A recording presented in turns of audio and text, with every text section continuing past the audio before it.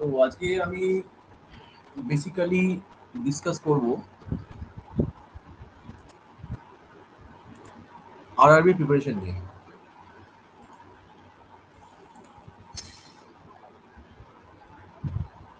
সবাই একটু জয়েন হয়ে যাক, আমি শুরু করছি। সবাই একটু জয়েন হোক, তারপর শুরু করছি।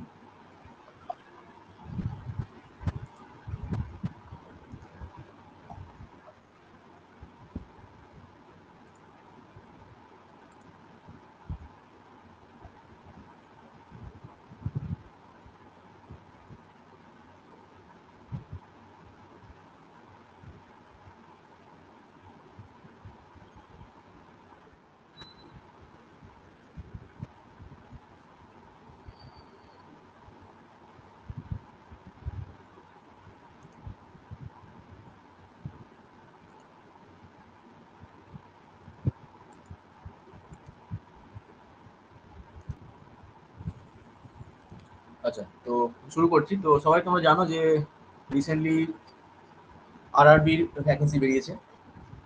তো সেখানে আমরা এলিজিবল হচ্ছে for the post of medical lab superintendent এবং ল্যাবরেটরি অ্যাসিস্ট্যান্ট গ্রেড 3। তাহলে আজকে আমি বলবো কিভাবে অ্যাপ্লিকেশন করতে হবে বা কিভাবে কি, অনেকেরই প্রচুর কোশ্চেন রয়েছে, সে একটা জোনে বা দুটো জোনে অ্যাপ্লাই করতে পারবে কিনা, বা সে কতগুলো পোস্টে একসঙ্গে অ্যাপ্লাই করতে পারবে, বা কোন জোনে আমরা অ্যাপ্লাই করবে সেটা নিয়ে কিছু কনফিউশন রয়েছে। সেটা নিয়ে আমাদেরকে ডিসকাস করবো কি জানতে হবে। কারণ রেলের যে ভ্যাকেন্সিটা বের করেছে এবং অ্যাডটা বের করেছে, সেটা 40 পাতার একটা অ্যাড, বিশাল বড় একটা অ্যাড, এবং সেখানে অনেক এবং ঠিক ঠিকঠাক মতো যদি আহ, ঠিকঠাক মতো যদি ফিল আপ না করা হয়, তাহলে কিন্তু এটা ক্যান্সেল ওটা করে দিতে পারে। তো প্রথম থেকে আমি দেখে নিই কি কি জিনিসগুলো আমাদের দেখতে হবে। প্রথমে আমাকে যেটা দেখতে হবে সেটা হচ্ছে অ্যাডভার্টাইজমেন্ট নাম্বার। এই নাম্বারটা এমন একটা নাম্বার, যে কোনো যে কোনো কম্পিটিটিভ এক্সামের জন্য এই নাম্বারটা খুব ইম্পর্টেন্ট। মানে তোমার সিলেকশন হওয়া থেকে শুরু করে, অ্যাপয়েন্টমেন্ট পাওয়া থেকে শুরু করে, মেডিকেল মেডিকেল ফিটনেস পরীক্ষা, সমস্ত কিছুতে এই নাম্বারটা খুব ইম্পর্টেন্ট। অর্থাৎ 004/2024, এটা খুব ইম্পর্টেন্ট। এই অ্যাডভারেজ নাম্বারটাকে ভালো করে মনে রাখতে হবে, কারণ এইটার ওপর বেস করে তোমাদের সমস্ত কিছু রিক্রুটমেন্ট কিন্তু এইভাবেই হবে। তাহলে এই অ্যাডভার্টাইজমেন্ট নাম্বারটা খুব ইম্পর্টেন্ট। এবার এখানে বলছে যে ওপেনিং ডেট এবং ক্লোজিং ডেট। তাহলে ওপেনিং ভালো করে মাথায় রাখতে হবে। ওপেনিং ডেট ইজ 17 আগস্ট, অর্থাৎ 17 তারিখ থেকে এর অ্যাপ্লিকেশন করাটা শুরু হবে। আমি সব বলে দেবো অ্যাপ্লিকেশন করতে হবে না করতে হবে, বা কিভাবে এক্সামের স্ট্র্যাটেজি কিরকম হবে, সব আমি ডিসকাস করে দেবো। এবং এটা যে closing date for the submission of application is 16th September. মানে এখানে টোটাল 1 মাসের একটা টাইম দেওয়া আছে। 1 মাসের মধ্যে আমাদের এটাকে ফিল আপ করতে হবে। আমি সবাইকেই বলবো অ্যাজ আর্লি অ্যাজ পসিবল, মানে অ্যাডভার্টাইজমেন্টটা বেরোনোর শুরু শুরু যবে থেকে বেরোবে সেদিন না করে তার 2-3 দিন পর থেকে বা 1 উইক পর থেকে অ্যাপ্লিকেশনটা করতে। তাহলে একটা জিনিস মনে রাখতে হবে, অ্যাডভার্টাইজমেন্টটার ওপেনিং ডেট হচ্ছে, মানে আমাদের অ্যাপ্লিকেশনের যে ওপেনিং ডেট সেটা হচ্ছে 17 আগস্ট 2024। তাহলে আমি সবাইকে বলবো এই ফার্স্ট দিনকে অ্যাপ্লাই না করতে। তোমরা একটা কাজ করতে পারো, সবাই 17 তারিখ বা 18 তারিখ তোমরা একটা কাজ করো, তোমরা রেজিস্ট্রেশনটা করিয়ে রাখতে পারো। কিন্তু অ্যাপ্লিকেশন যেটা, সেটা কিন্তু মোটামুটি টাইম যেহেতু রয়েছে, সেহেতু তোমরা 1 মাস 1 সপ্তাহ পরে তোমরা অ্যাপ্লিকেশনটা করতে পারো, মানে অ্যাপ্লিকেশনটা প্রসেসটা শুরু করতে পারো। এবং এই অ্যাপ্লিকেশন, তাহলে এখানে অনেকগুলো স্টেপ আছে। একটা স্টেপ হচ্ছে ফার্স্ট হচ্ছে রেজিস্ট্রেশন। রেজিস্ট্রেশন হয়ে গেল। রেজিস্ট্রেশন হয়ে যাওয়ার পর আমাদের কি করতে হবে, আমাদের অ্যাপ্লিকেশন, মানে আমাদের নাম ডিটেলস সমস্ত কিছু এগুলো এখানে পুট করতে হবে। সেকেন্ডলি হচ্ছে পেমেন্ট অপশন। থার্ড হচ্ছে পেমেন্ট অপশন, এবং পেমেন্ট অপশন হয়ে যাওয়ার পর আলটিমেটলি আমাদের যে প্রসেসটা সেটা কমপ্লিট হবে। এবং এই প্রসেসটা আমাদের টোটাল শেষ করতে হবে 19 সেপ্টেম্বরের মধ্যে। 19 সেপ্টেম্বরের মধ্যে পুরো জিনিসটা আমাদের শেষ করতে হবে। একবার যদি আমরা পেমেন্ট করে দিই, একবার যদি ওয়ান্স পেমেন্ট ইজ ডান, আমরা কিন্তু অ্যাপ্লিকেশনকে কোনোভাবেই মডিফাই করতে পারবো না। যদি কারোর মনে হয় যে আমার অ্যাপ্লিকেশনে ধরো নাম বা ডেট অফ বার্থ ভুল হয়ে গেছে, সেক্ষেত্রে সে 250 টাকা এক্সট্রা দিয়ে সে সেটাকে মডিফাই করতে পারে। সেটা মোটামুটি সমস্ত কম্পিটিটিভ এক্সামের ক্ষেত্রে সেগুলো অ্যাভেলেবেল থাকে। তাহলে আমাদের এই দুটো ডেট ভালো করে মনে রাখতে হবে, 17 আগস্ট এবং 16 September, last date of the submission of the forms. ঠিক আছে? এবং যদি মনে হয় যে মডিফিকেশন দরকার, মডিফিকেশন কি modification? Application modification, not the registration modification. Registration যখন তোমরা করবে তখন তোমাদের নাম, তোমাদের ফোন নাম্বার এবং তোমাদের ইমেল, এই তিনটে যেন ফাংশনাল থাকে। কি বললাম? যখন তোমরা অ্যাপ্লাই করবে তোমাদের নাম, তোমাদের মোবাইল নাম্বার এবং তোমাদের ইমেল অ্যাড্রেস, কারণ এগুলো কিন্তু পরে আর চেঞ্জ করা যাবে। তুমি অ্যাপ্লিকেশনে চেঞ্জ করতে পারো, তোমার ধরো কোনো কারণে তোমার এডুকেশনাল কোয়ালিফিকেশন নেই, তোমার ধরো 60% ধরো তুমি পেয়েছো, তুমি সেখানে করে দিচ্ছ 55%, সেটা তুমি মডিফাই করতে পারো। কিন্তু রেজিস্ট্রেশন একবার হয়ে গেলে, কিন্তু রেজিস্ট্রেশন যদি একবার হয়ে যায় তাহলে রেজিস্ট্রেশনের ক্ষেত্রে কোনো মডিফাই কিন্তু করা যাবে না। অ্যাপ্লিকেশনের ক্ষেত্রে মডিফিকেশন তোমরা করতে পারো। 16 তারিখের পর যদি একবার হয়ে যায় তাহলে সেটা করা যেতে পারে 17 থেকে 26 তারিখের মধ্যে। তাহলে আলটিমেটলি ডেডলাইন হচ্ছে 26শে সেপ্টেম্বর, এটা হচ্ছে আলটিমেট ডেডলাইন, আলটিমেট ডেডলাইন। এবং এর জন্য একটা এক্সট্রা পে করতে হয় 250 রুপিস, এটার জন্য কিন্তু পে করতে হয়। এবং সাবমিশন অফ অনলাইন সেটা হচ্ছে 16/9/24। মানে এমন নয় যে ধরো তুমি 20 তারিখে সাবমিশন করলে, সাবমিশন ডেট কিন্তু 16। এবার তোমার মনে হলো যে কোনো একটা ভুল হয়ে গেছে অ্যাপ্লিকেশনে, তখন তুমি মডিফাই করতে পারবে এক্সট্রা 250 রুপিস পে করে। সেটা অবশ্যই 26শে সেপ্টেম্বরের মধ্যে। ঠিক আছে? এখানে অ্যাডভার্টাইজমেন্টে এখানে একটা ফোন নাম্বার, একটা ইমেল অ্যাড্রেস দেওয়া রয়েছে। যদি কারোর মনে হয় যে কোনো প্রবলেম হচ্ছে, তোমরা ইমেলও করতে পারো বা ফোন করতে পারো, এরা ভীষণ রেসপন্সিভ, এরা কিন্তু রিপ্লাই দিয়ে দেবে। বা মেলে তো এরা ইনস্ট্যান্ট রিপ্লাই দিয়ে দেয়। আমরা একটা প্রবলেম হয়েছিল 2019, এরা কিন্তু রিপ্লাই দিয়ে দেয়। ঠিক আছে? এবার হচ্ছে number of vacancies. Number of vacancies হচ্ছে আমাদের পয়েন্ট নাম্বার 88 এবং পয়েন্ট নাম্বার 19 নিয়ে আমাদের কাজ। একটা হচ্ছে ল্যাবরেটরি সুপারিনটেন্ডেন্ট, যেটা হচ্ছে লেভেল 6 এবং যার বেসিক হচ্ছে এইটা 35,400 টাকা বেসিক। ল্যাবরেটরি সুপারিনটেন্ডেন্টের এটা লেভেল 6, 7 CPC লেভেল 6 এবং এটা হচ্ছে মেডিকেল স্ট্যান্ডার্ড হচ্ছে B1। B1 স্ট্যান্ডার্ড কি সেটা এখানে দেওয়া রয়েছে, আমি এটা পরে সবাইকে শেয়ার করে দেবো। এবং এবারে একটা সবথেকে যেটা ভালো জিনিস, সেটা হচ্ছে ভালোও বলতে পারো বা খারাপও বলতে পারো, এজ লিমিট এবারে কিন্তু 32 থেকে 36 করেছে। একদিকে ভালো কাদের জন্য, যাদের এজ হয়ে গেছে বা যারা একটু আপসেট হয়ে পড়েছিল তাদের ক্ষেত্রে ভালো। কিন্তু আবার এক্ষেত্রে কিন্তু কম্পিটিশন প্রচুর বাড়বে। যখনই 36 হয়ে গেল তখন মনে রাখতে হবে কম্পিটিশন কিন্তু অনেক গুণ, মানে মেন ফোল্ড বাড়বে। ভ্যাকেন্সি করা রয়েছে, ভ্যাকেন্সি ল্যাব সুপারিনটেন্ডেন্টের ভ্যাকেন্সি রয়েছে 27, আর ল্যাবরেটরি অ্যাসিস্ট্যান্টের এটা লেভেল 3। এর বেসিক স্যালারি বা মূল বেতন হচ্ছে 21,700। এর মেডিকেল স্ট্যান্ডার্ড হচ্ছে B1। এর এজ লিমিট হচ্ছে 1 এবং এর যে vacancy number of vacancy all over of India 94।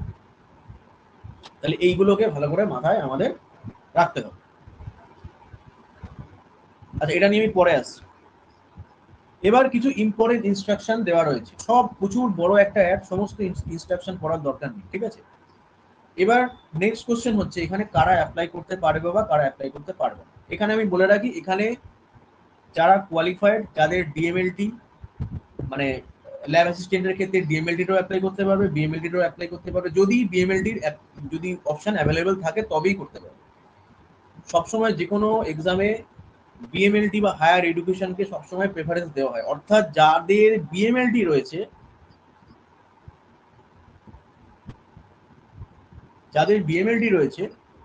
এবং যারা ল্যাব অ্যাসিস্ট্যান্টের জন্য অ্যাপ্লাই করতে চাইছো তারাও কিন্তু করতে পারবে যদি বিএমএলটির অপশনটা ওরা দেয়। সবসময় যে কোনো অর্গানাইজেশনে হায়ার এডুকেশনকে সবসময় প্রেফারেন্স দেওয়া হয়।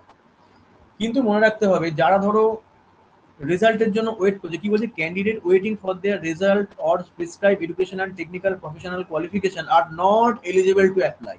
এই পয়েন্টটা ভীষণ ভীষণ ইম্পর্টেন্ট। অনেকে ধরো মনে করছে যে আমাদের পরীক্ষা হয়ে গেছে কিন্তু তারা রেজাল্ট হাতে পায়নি। যদি রেজাল্ট হাতে না পায় বা যদি তাদের মার্কশিট বা যদি তাদের সার্টিফিকেট না থাকে তাহলে সেক্ষেত্রে কিন্তু তারা এলিজিবল নয়।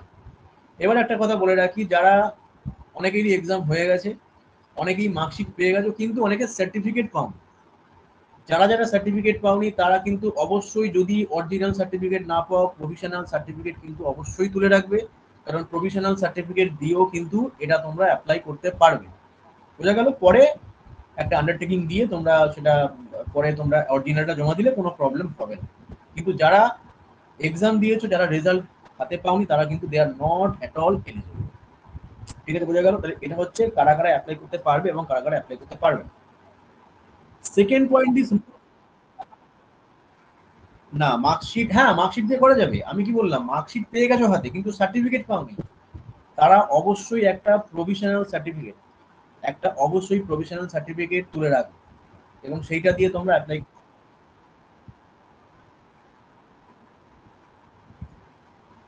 না, আমি কি না না না, তোমাদের ইন্টার্নশিপ তো কমপ্লিট, ইন্টার্নশিপ তো শেষ হয়ে গেছে। ইন্টার- সেটাও পেয়ে গেছে, তাহলে তোমরা অ্যাপ্লাই করবে, তোমরা একটা প্রভিশনাল সার্টিফিকেট তুলে নেবে, এটা দিয়ে দেবে সার্টিফিকেট, এটা কোনো অসুবিধা কিছু নেই। সার্টিফিকেট বিদ্যাসাগর ইউনিভার্সিটি, আমি জানি বিদ্যাসাগর ইউনিভার্সিটির প্রবলেম গুলো হয়, আমি শুনেছি এরকম প্রচুর ডিলেট করে, কিন্তু একটু রিকোয়েস্ট করে করতে হবে, করার নেই। কারণ তুমি যদি এখানে যদি কোয়ালিফাই করো, তোমার কিন্তু প্রভিশনাল সার্টিফিকেট দিয়েও কিন্তু কাজ হবে না।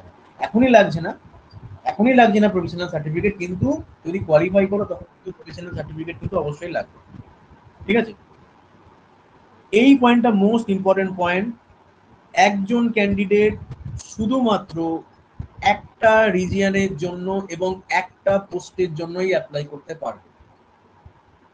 কেউ, হ্যাঁ,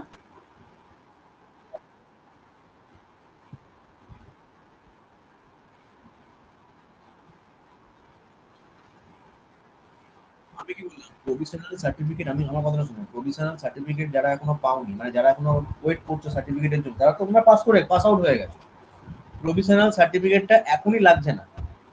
প্রভিশনাল সার্টিফিকেটটা এখনই কিন্তু লাগছে না, প্রভিশনাল সার্টিফিকেটটা তখনই লাগবে তোমরা ধরো কোয়ালিফাই করলে, ধরো বা জয়েনিং করলে, তখন তোমাদের প্রভিশনাল সার্টিফিকেট লাগবে।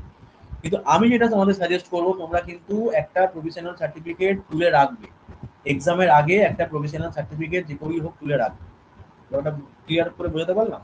এবার ভ্যালিডিটি থাকুক না, ভ্যালিডিটি 6 মাসের মধ্যে যা হওয়ার হয়ে যাবে। আমি ওই জন্য বলছি এখনই তোলার দরকার নেই, এক্সামের আগে মোটামুটি একটা সার্টিফিকেট তোমরা তুলে রাখবে। ঠিক আছে? আচ্ছা, যেটা বলছিলাম যে একজন ক্যান্ডিডেট একটাই রিজিয়নের জন্য অ্যাপ্লাই করতে পারবে এবং শুধুমাত্র একটাই পোস্টের জন্য। কেউ মনে করলো যে আমি দুটো ল্যাব অ্যাটেন্ডেন্ট, ল্যাব অ্যাসিস্ট্যান্ট বা ল্যাব সুপারিনটেন্ডেন্ট, ল্যাব অ্যাসিস্ট্যান্ট দুটোতেই অ্যাপ্লাই করতে পারবো, এই ভুল কিন্তু কখনো করবে না। এই ভুল যদি করো, তাদের কিন্তু অ্যাপ্লিকেশন সঙ্গে সঙ্গে রিজেক্ট করে দেবে। Candidate who submit more than one application for the post against the CEN will be summarily rejected, will be debarred from the all future examination. যদি এটা এই ভুল যদি করো, তাহলে কিন্তু ভবিষ্যতে কোনো রকম কোনো রেলের এক্সাম দিতে পারবে না, এটা কিন্তু খুব স্ট্রিক্ট রুল। এই পয়েন্টটা সবসময় ভালো করে মাথায় রাখতে হবে। বুঝে গেল? অনেক সময় কি হয়, অনেকে চালাকি করে কি, ধরো দুটো পোস্টের জন্য সে অ্যাপ্লাই করতে চাইছে বা দুটো রিজিয়নের জন্য অ্যাপ্লাই করতে, সে কি করলো, সে অ্যাড্রেসটা একটুখানি মাইনর চেঞ্জ করে দিল। মানে ধরো আমি কি বলতে চাইছি, ধরো ধরো কোনো একটা জায়গা, ধরো ধরো আমি বলছি ধরো কলকাতা থেকে লিখে দিল ক্যালকাটা, অথবা এটাকে ও করে দিল। তাহলে সেক্ষেত্রে কিন্তু মনে রাখতে হবে, যখন ভেরিফিকেশন হবে, ভেরিফিকেশনের সময় যদি ধরা পড়ে, তাহলে কিন্তু সঙ্গে সঙ্গে সেটাকে রিজেক্ট করে দেবে এবং they will be debarred from all the future examination of RRB and Railway Recruitment Cell। তাহলে এই জন্য এটা বারবার আমি বলছি, ইএসআই এর ক্ষেত্রে এই রুলটা নেই। ইএসআই এর ক্ষেত্রে কি, মাল্টিপল অ্যাপ্লাই করতে পারো, রিজেক্ট করে দিতে পারে, কিন্তু এমন নয় যে ফার্দার ওদের মানে ডিবার্ট করে দিল, সেরকম কিন্তু করে না। ঠিক আছে? আচ্ছা, এইবারে বলি, এটা এটা খুব ইম্পর্টেন্ট একটা পয়েন্ট। তারপরের যে পয়েন্ট সেটা হচ্ছে রেলের ক্ষেত্রে, ধরো তুমি ধরো একটা রিজিয়নে অ্যাপ্লাই করো, ধরো তুমি আজমির রিজিয়নে অ্যাপ্লাই করলে, এবার ধরো তোমার সেখানে তুমি ধরো সেখানে সিলেক্টেড হলে। এখন সিলেক্টেড হওয়ার পর তোমার মনে হলো যে আমার এখানে থাকতে ভালো লাগছে না, আমি ট্রান্সফার নিতে চাই। এটা মনে রাখতে হবে, একটা ক্যান্ডিডেটকে ট্রান্সফার নিতে গেলে 15 থেকে 10 বছর ওয়েট করতে হবে। রেলের ক্ষেত্রে একটা ডিসঅ্যাডভান্টেজ হলো ট্রান্সফার পলিসি কিন্তু যেমন আমি যেমন ইএসআই তে আছি, ইএসআই তে ট্রান্সফার পলিসি খুব সুন্দর, ট্রান্সফার পলিসি প্রত্যেক বছর ট্রান্সফার যারা ইন্টার রিজিয়ন ট্রান্সফার হয়, ঠিক আছে, কিন্তু রেলের ক্ষেত্রে কিন্তু ট্রান্সফারটা একটু গন্ডগোল। যাই হোক, সেটা আমাদের এখানে আলোচ্য বিষয়ের কিনা, তবু আমি বলে দিলাম। এবার হচ্ছে ফিজ এবং এক্সাম ফিজ এবং রিফান্ড। যারা জেনারেল ক্যান্ডিডেট তাদের এক্সাম ফি হচ্ছে মাত্র 400 টাকা। তোমাকে প্রথমে 500 টাকা দিতে হবে। যদি তুমি এক্সাম অ্যাপিয়ার করো, তাহলে তুমি 390 টাকা রিফান্ড পাবে। 390 টাকা উইল বি রিফান্ডেড, এবং তোমার ব্যাংকিং চার্জ 10 টাকা আর 100 টাকা হচ্ছে তোমার এক্সাম চার্জ। আর যারা এসসি এসটি তাদের ক্ষেত্রে লাগবে 250 রুপিস। হলো। এই পরীক্ষাটা পুরো হবে কম্পিউটার বেসড টেস্ট মোডে, মানে সিবিটি মোড যেটাকে বলা হয়। কখন হবে না হবে মোটামুটি যেটা অ্যাজাম্পশন করা হচ্ছে, যদি সেপ্টেম্বরে ফর্ম ফিল আপ কমপ্লিট হয়, প্রচুর ফর্ম জমা পড়বে। খুব যদি দেরি হয় তাহলে, মানে খুব তাড়াতাড়ি যদি হয় তাহলে ডিসেম্বর, আর খুব দেরি হলে হয়তো জানুয়ারি লাস্টের দিকে হয়ে যেতে পারে, ঠিক আছে। টোটাল যে নাম্বার অফ কোশ্চেন হবে 100টা কোশ্চেন। 100টা কোশ্চেন আমাদের করতে হবে 90 মিনিটের মধ্যে। তাহলে পার কোশ্চেনে আমাদের যে টাইম সেটা হচ্ছে 0.9 মিনিট, মানে 1 মিনিটেরও কম। 0.9 মিনিট করে আমরা সময় পাচ্ছি, ঠিক আছে। এবার নাম্বার ডিস্ট্রিবিউশন হচ্ছে সাবজেক্টের ক্ষেত্রে হচ্ছে 70, আর 30 নম্বর হচ্ছে জেনারেল অ্যাওয়ারনেস, অ্যারিথমেটিক, জিআই এবং জেনারেল সায়েন্স। রেলওয়ের এক্সামের ক্ষেত্রে এই তিনটে ভেরি ভেরি ইম্পর্টেন্ট। যদি মনে করো যে এই তিনটে না পড়ে এইটা পড়ে আমরা পাস করব, যদি কেউ ভাবো সে 100% ভুল ভাবছো। রেলের ক্ষেত্রে এই তিনটে কিন্তু ভীষণ ইম্পর্টেন্ট। এটাকে কিন্তু কোনোভাবেই ইগনোর করা যাবে না, কোনো রকম ভাবেই কিন্তু এটাকে ইগনোর করা যাবে না। এটাকে কিন্তু আমাদের করতেই হবে, বুঝা গেল। কারণ রেলেতে যেটা হয়, সাবজেক্টের কোশ্চেন কিন্তু খুব কঠিন, খুব একটা কিন্তু হয় না, মানে মিডিয়াম হয়, মানে মোটামুটি সবাই অ্যাটেন্ড করতে পারে। কিন্তু প্রবলেমটা হচ্ছে স্পেশালি হচ্ছে অ্যারিথমেটিক এবং জিআই, এবং জেনারেল সায়েন্সও মোটামুটি করার মধ্যে আসে। এবার হচ্ছে জেনারেল অ্যাওয়ারনেস মানে যে জিকে বা কারেন্ট অ্যাফেয়ার্স, এগুলো পরে জেনারেল অ্যাওয়ারনেস। আমি একটা সাজেশন দেবো, সেটা হচ্ছে যাদের জিকেতে অ্যালার্জি আছে, আমার নিজেরই জিকেতে অ্যালার্জি আছে, তোমরা এটাকে পুরোটা বাদ দিয়ে দিতে পারো। জিকে যারা পড়তে পারবে, কারণ সময় খুব কম, কারণ জিকের সিলেবাস একটা হিউজ সিলেবাস, জিকে কমপ্লিট করা এই টাইমের মধ্যে, মানে যারা একদম নতুন যারা শুরু করছো তাদের ক্ষেত্রে কিন্তু নিয়ার টু ইম্পসিবল। যারা চর্চাতে আছে তাদের ক্ষেত্রে জেনারেল অ্যাওয়ারনেস বা জিকে কিন্তু কাজে লাগবে। আমার ক্ষেত্রে যেটা, আমি 2019-এ আরআরবি আজমিরে সিলেক্টেড হয়েছিলাম, আমি কিন্তু জেনারেল অ্যাওয়ারনেসটাকে পুরোপুরি বাদ দিয়ে দিয়েছি। কিন্তু জেনারেল অ্যাওয়ারনেসকে বাদ দিলে আমাদের মনে রাখতে হবে subject, math part, GI part আর জেনারেল সায়েন্স, এইটাকে কিন্তু আমাকে ভালো করে পড়তে হবে। এখান থেকে ভালো, মানে একটা যদি আমি বাদ দিয়ে দিই পুরোটা, পুরো বাদ দিয়ে দিই, তাহলে কিন্তু আমাদের স্ট্রেস দিতে হবে এই তিনটের উপর। এবং আমাদের এই তিনটে যখন আমরা অ্যান্সার করব, আমাদের মিনিমাম টার্গেট রাখতে হবে যাতে 85% কারেক্ট হয়। 85% থেকে 90% কারেক্ট আমাদের করতে হবে, যদি আমরা জেনারেল অ্যাওয়ারনেসকে বাদ দিয়ে দিই। ব্যাপারটা ক্লিয়ার হলো? আচ্ছা, এই পয়েন্টটা খুব ইম্পর্টেন্ট। 13.8 এই পয়েন্টটা বলছে যে প্রত্যেকটা তিনটে কোশ্চেনের জন্য 1 নম্বর করে ডিডাকশন হবে। আমি এটা নিয়ে আমি ডিসকাস করব, কিভাবে আমরা এটাকে, এই এররটাকে মিনিমাইজ করতে পারি। এটা নিয়ে আমি পরে ডিসকাস করছি। তাহলে এই হচ্ছে মোটামুটি আমাদের নাম্বার ডিস্ট্রিবিউশন। এই নাম্বার ডিস্ট্রিবিউশনের উপর ডিপেন্ড করে এখন থেকে পড়াশোনা শুরু করে দাও। সাবজেক্ট মোটামুটি একটুখানি করলে হয়ে যাবে, কিন্তু ম্যাথ, জিকে আর জিআই এই তিনটে জিনিস ভালো করে এখন করতে হবে, এবং এটার জন্য প্রতিদিন মিনিমাম ম্যাথ আর জিআই এর জন্য প্রতিদিন দিতে হবে। সাবজেক্ট অ্যাপার্ট ফ্রম সাবজেক্ট মোটামুটি সাবজেক্ট নেই, কারণ সাবজেক্টটা থেকে খুব একটা কঠিন কোশ্চেন আরআরবিতে আসে না। ওকে,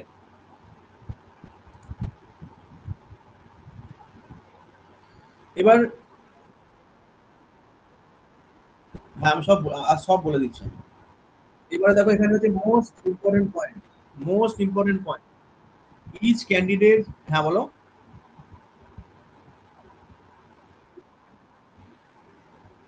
জিএটা বুঝতে বুঝতে পারছি না কথা।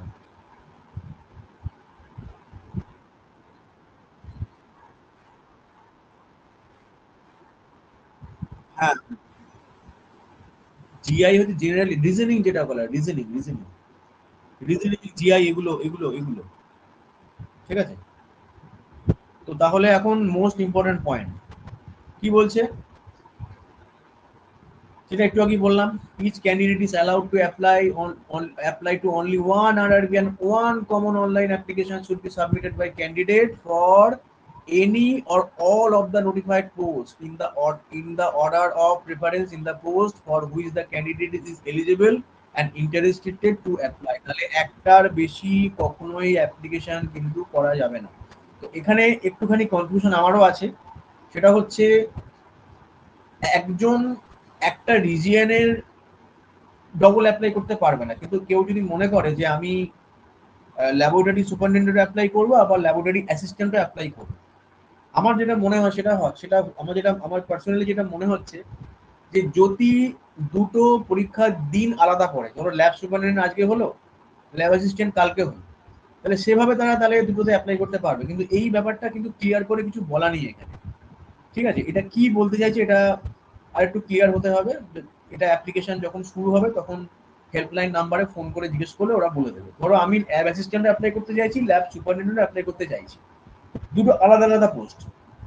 তো সেক্ষেত্রে কি করা যাবে কি করা যাবে না, তো সেক্ষেত্রে একটুখানি ডাউট আমারও রয়েছে। আচ্ছা, কি এখন থেকে তোমাদের কি কি করে রাখতে হবে, এখন থেকে তোমাদের যেটা করে রাখতে হবে সেটা হচ্ছে একটা কালার পাসপোর্ট সাইজ ফটোগ্রাফ, যেটা 30 থেকে জেপিজি ফরম্যাটে হবে এবং এটা 30 থেকে 70 কেবির মধ্যে এই সাইজটা হতে হবে। এগুলো এখন থেকে প্রিপেয়ার করে রাখ, তাহলে পরে আর এটা নিয়ে বেশি ঘাটাঘাটি করতে হবে না, কোথায় কি হচ্ছে, কত এমবি না এমবি। ঠিক আছে। আচ্ছা, এবার মানে যদি ফটো এবং রিসেন্ট পাসপোর্ট সাইজ ফটো যখন বানাবে তখন মনে রাখতে হবে কোনো রকম কালো জামা পরা যাবে না, ডার্ক কোনো কালার বা ডার্ক কোনো গ্লাস বা টুপি এগুলো কিন্তু কিচ্ছু পরা যাবে না, এটা মনে রাখতে হবে। একদম হোয়াইট শার্ট বা নর্মাল শার্ট বা হালকা কালারের শার্ট পরে ফটোটা তুলতে হবে এবং সেটা জেপিজি ফরম্যাটে হবে এবং সেটা 30 থেকে 70 কেবির মধ্যে হবে। এটা ফোনে বা ল্যাপটপে এখন তোমরা জানো প্রচুর সফটওয়্যার রয়ে গেছে বা অনলাইনে এটা করে নেওয়া যাবে। এবং 12টা একই একই ফটো 12টা করে রাখতে হবে ফর দ্য ফার্দার সিলেক্টেড হও, যদি সিলেক্টেড হও তাহলে টোটাল 12টা কপি এখন থেকেই করে রাখো। ঠিক আছে। আর কি লাগবে, একটা ক্যান্ডিডেটের সিগনেচার, একটা সাদা পাতার উপরে একটা সিগনেচার করে সেই সিগনেচারটা সাইজ হবে 30 থেকে 70 কেবির মধ্যে। এই হচ্ছে আমাদের এগুলো হচ্ছে আমাদের ক্রাইটেরিয়া। ঠিক আছে। এবার কোথায় কোথায় আমরা অ্যাপ্লাই করতে পারবো, অনেকগুলো ওয়েবসাইট এখানে দেওয়া রয়েছে। আমি প্রেফারেবলি যেটা আমি বলবো সেটা হচ্ছে কলকাতা রিজিয়নে। আর আচ্ছা, পরে আমি ওটা আসছি। তো কলকাতা রিজিয়নে সব থেকে বেশি ভ্যাকেন্সি বেরিয়েছে, কলকাতা রিজিয়ন আরেকটা সম্ভবত কোনো একটা রিজিয়ন, সেটা আমি পরে আসছি। তো কলকাতা রিজিয়নে সবাই অ্যাপ্লাই করবে, কলকাতা রিজিয়নে ম্যাক্সিমাম লোক অ্যাপ্লাই করবে। যদি ম্যাথ আর জিআই এই দুটো বা রিজনিং বা জেনারেল সায়েন্স এইগুলো যদি 100% ঠিক করতে পারো তাহলে কিন্তু সিলেকশন হওয়ার চান্স কিন্তু অনেক বেড়ে যাবে। ঠিক আছে, কারণ আমাদের ওয়েস্ট বেঙ্গলে কি হয়, ওয়েস্ট বেঙ্গলের স্টুডেন্টরা একটুখানি ম্যাথ বা জিআই বা জিকেতে একটু উইক হয়, যেটা অন্যান্য স্টেটের ক্ষেত্রে কিন্তু আলাদা। তুমি যদি পাটনাতে যাও বা বিহার রিজিয়নে যাও বা তুমি যদি মুম্বাই বা দিল্লিতে যাও, সেখানে কিন্তু তুমি আবার কম্পিটিশনে পেরে উঠবে না, কারণ তারা জিকে জিআই এই ব্যাপারগুলোতে খুব স্ট্রং হয়। ওই জন্য সবাইকেই বলবো মোটামুটি কলকাতা রিজিয়নে অ্যাপ্লাই করতে, কারণ কলকাতা রিজিয়নে অ্যাপ্লাই করার অ্যাডভান্টেজ হচ্ছে প্রচুর ভ্যাকেন্সিও বেরিয়েছে। আর সেকেন্ড অপশন যেটা সেটা হচ্ছে ভ্যাকেন্সি তো বেরিয়েছে, আর এখানে প্রচুর ভ্যাকেন্সির যে ফ্রিকোয়েন্সি সেই ভ্যাকেন্সির ফ্রিকোয়েন্সিও কিন্তু বেশি। তাহলে এটা একটা অ্যাডভান্টেজ কলকাতা রিজিয়নে ফর্ম ফিল আপ করা।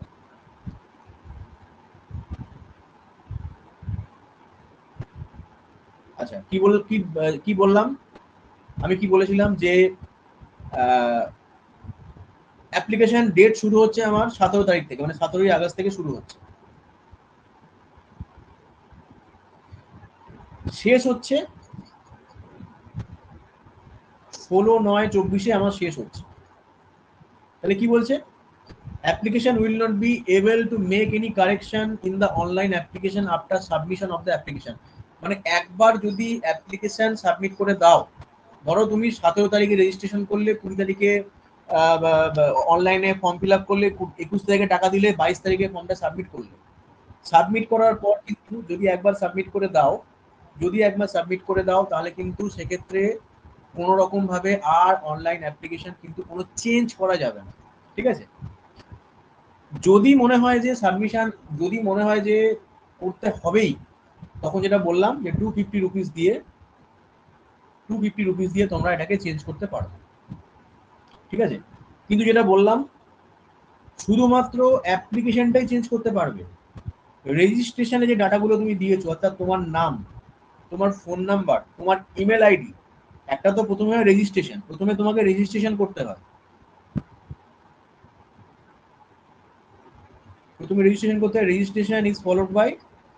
Registration is followed by online application submission.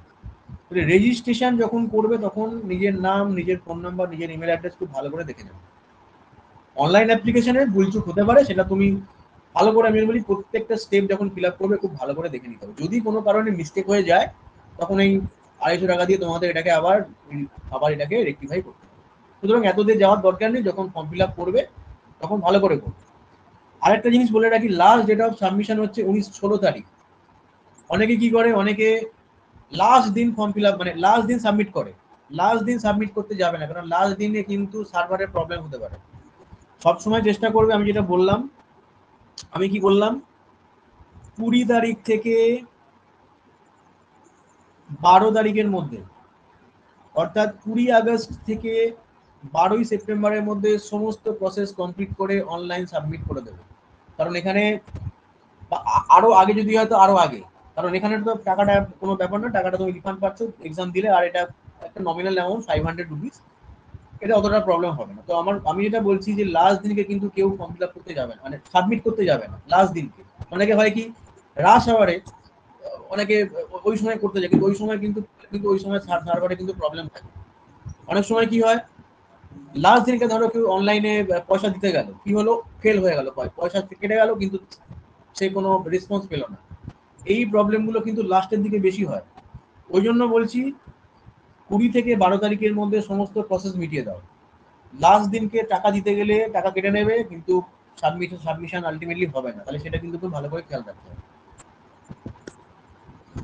Education and qualification যেটা আমি বললাম, যে ল্যাবরেটরি অ্যাসিস্ট্যান্টের ক্ষেত্রে সমস্ত এখানে লেখা রয়েছে যে এখানে +2 সায়েন্স প্লাস ডিপ্লোমা লাগবে। এখানে কোনো ধরনের কি লাগবে না, কোনো ধরনের এক্সপিরিয়েন্স লাগছে না, কোনোতেই কোনো রকম এক্সপিরিয়েন্স কিন্তু এখানে লাগছে না। ঠিক আছে?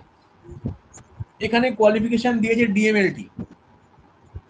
আর কি বলেছে, সার্টিফিকেট কোর্স, এখানে অনেক সময় সার্টিফিকেট কোর্স যেগুলো এগুলো রুলটা এখনো চেঞ্জ হয়নি। তো BMLT also can apply. Laboratory অ্যাসিস্ট্যান্টের ক্ষেত্রে যারা বিএমএলটি আছে তারাও কিন্তু অ্যাপ্লাই করতে পারবে, যদি অপশন অ্যাভেলেবল থাকে, এবং যেটা বললাম আমি প্রথমেই, যে higher education is always be preferred. আর ল্যাব সুপারিনটেন্ডেন্টের ক্ষেত্রে কি, ল্যাব সুপারিনটেন্ডেন্টের ক্ষেত্রে বিএমএলটিটা তো 100% অ্যাপ্লাই করতে পারবে, প্লাস যাদের বিএসসি প্লাস ডিএমএলটি রয়েছে, কি বললাম, যাদের বিএসসি প্লাস ডিএমএলটি রয়েছে তারাও কিন্তু এখানে অ্যাপ্লাই করতে পারবে। বুঝা গেল? আর ল্যাবরেটরি অ্যাসিস্ট্যান্টের ক্ষেত্রে ডিএমএলটি বিএমএলটি বোথ অ্যাপ্লাই করতে পারবে। এবারে যে ভ্যাকেন্সি স্ট্যাটাস, এইটা হচ্ছে আমাদের, হ্যাঁ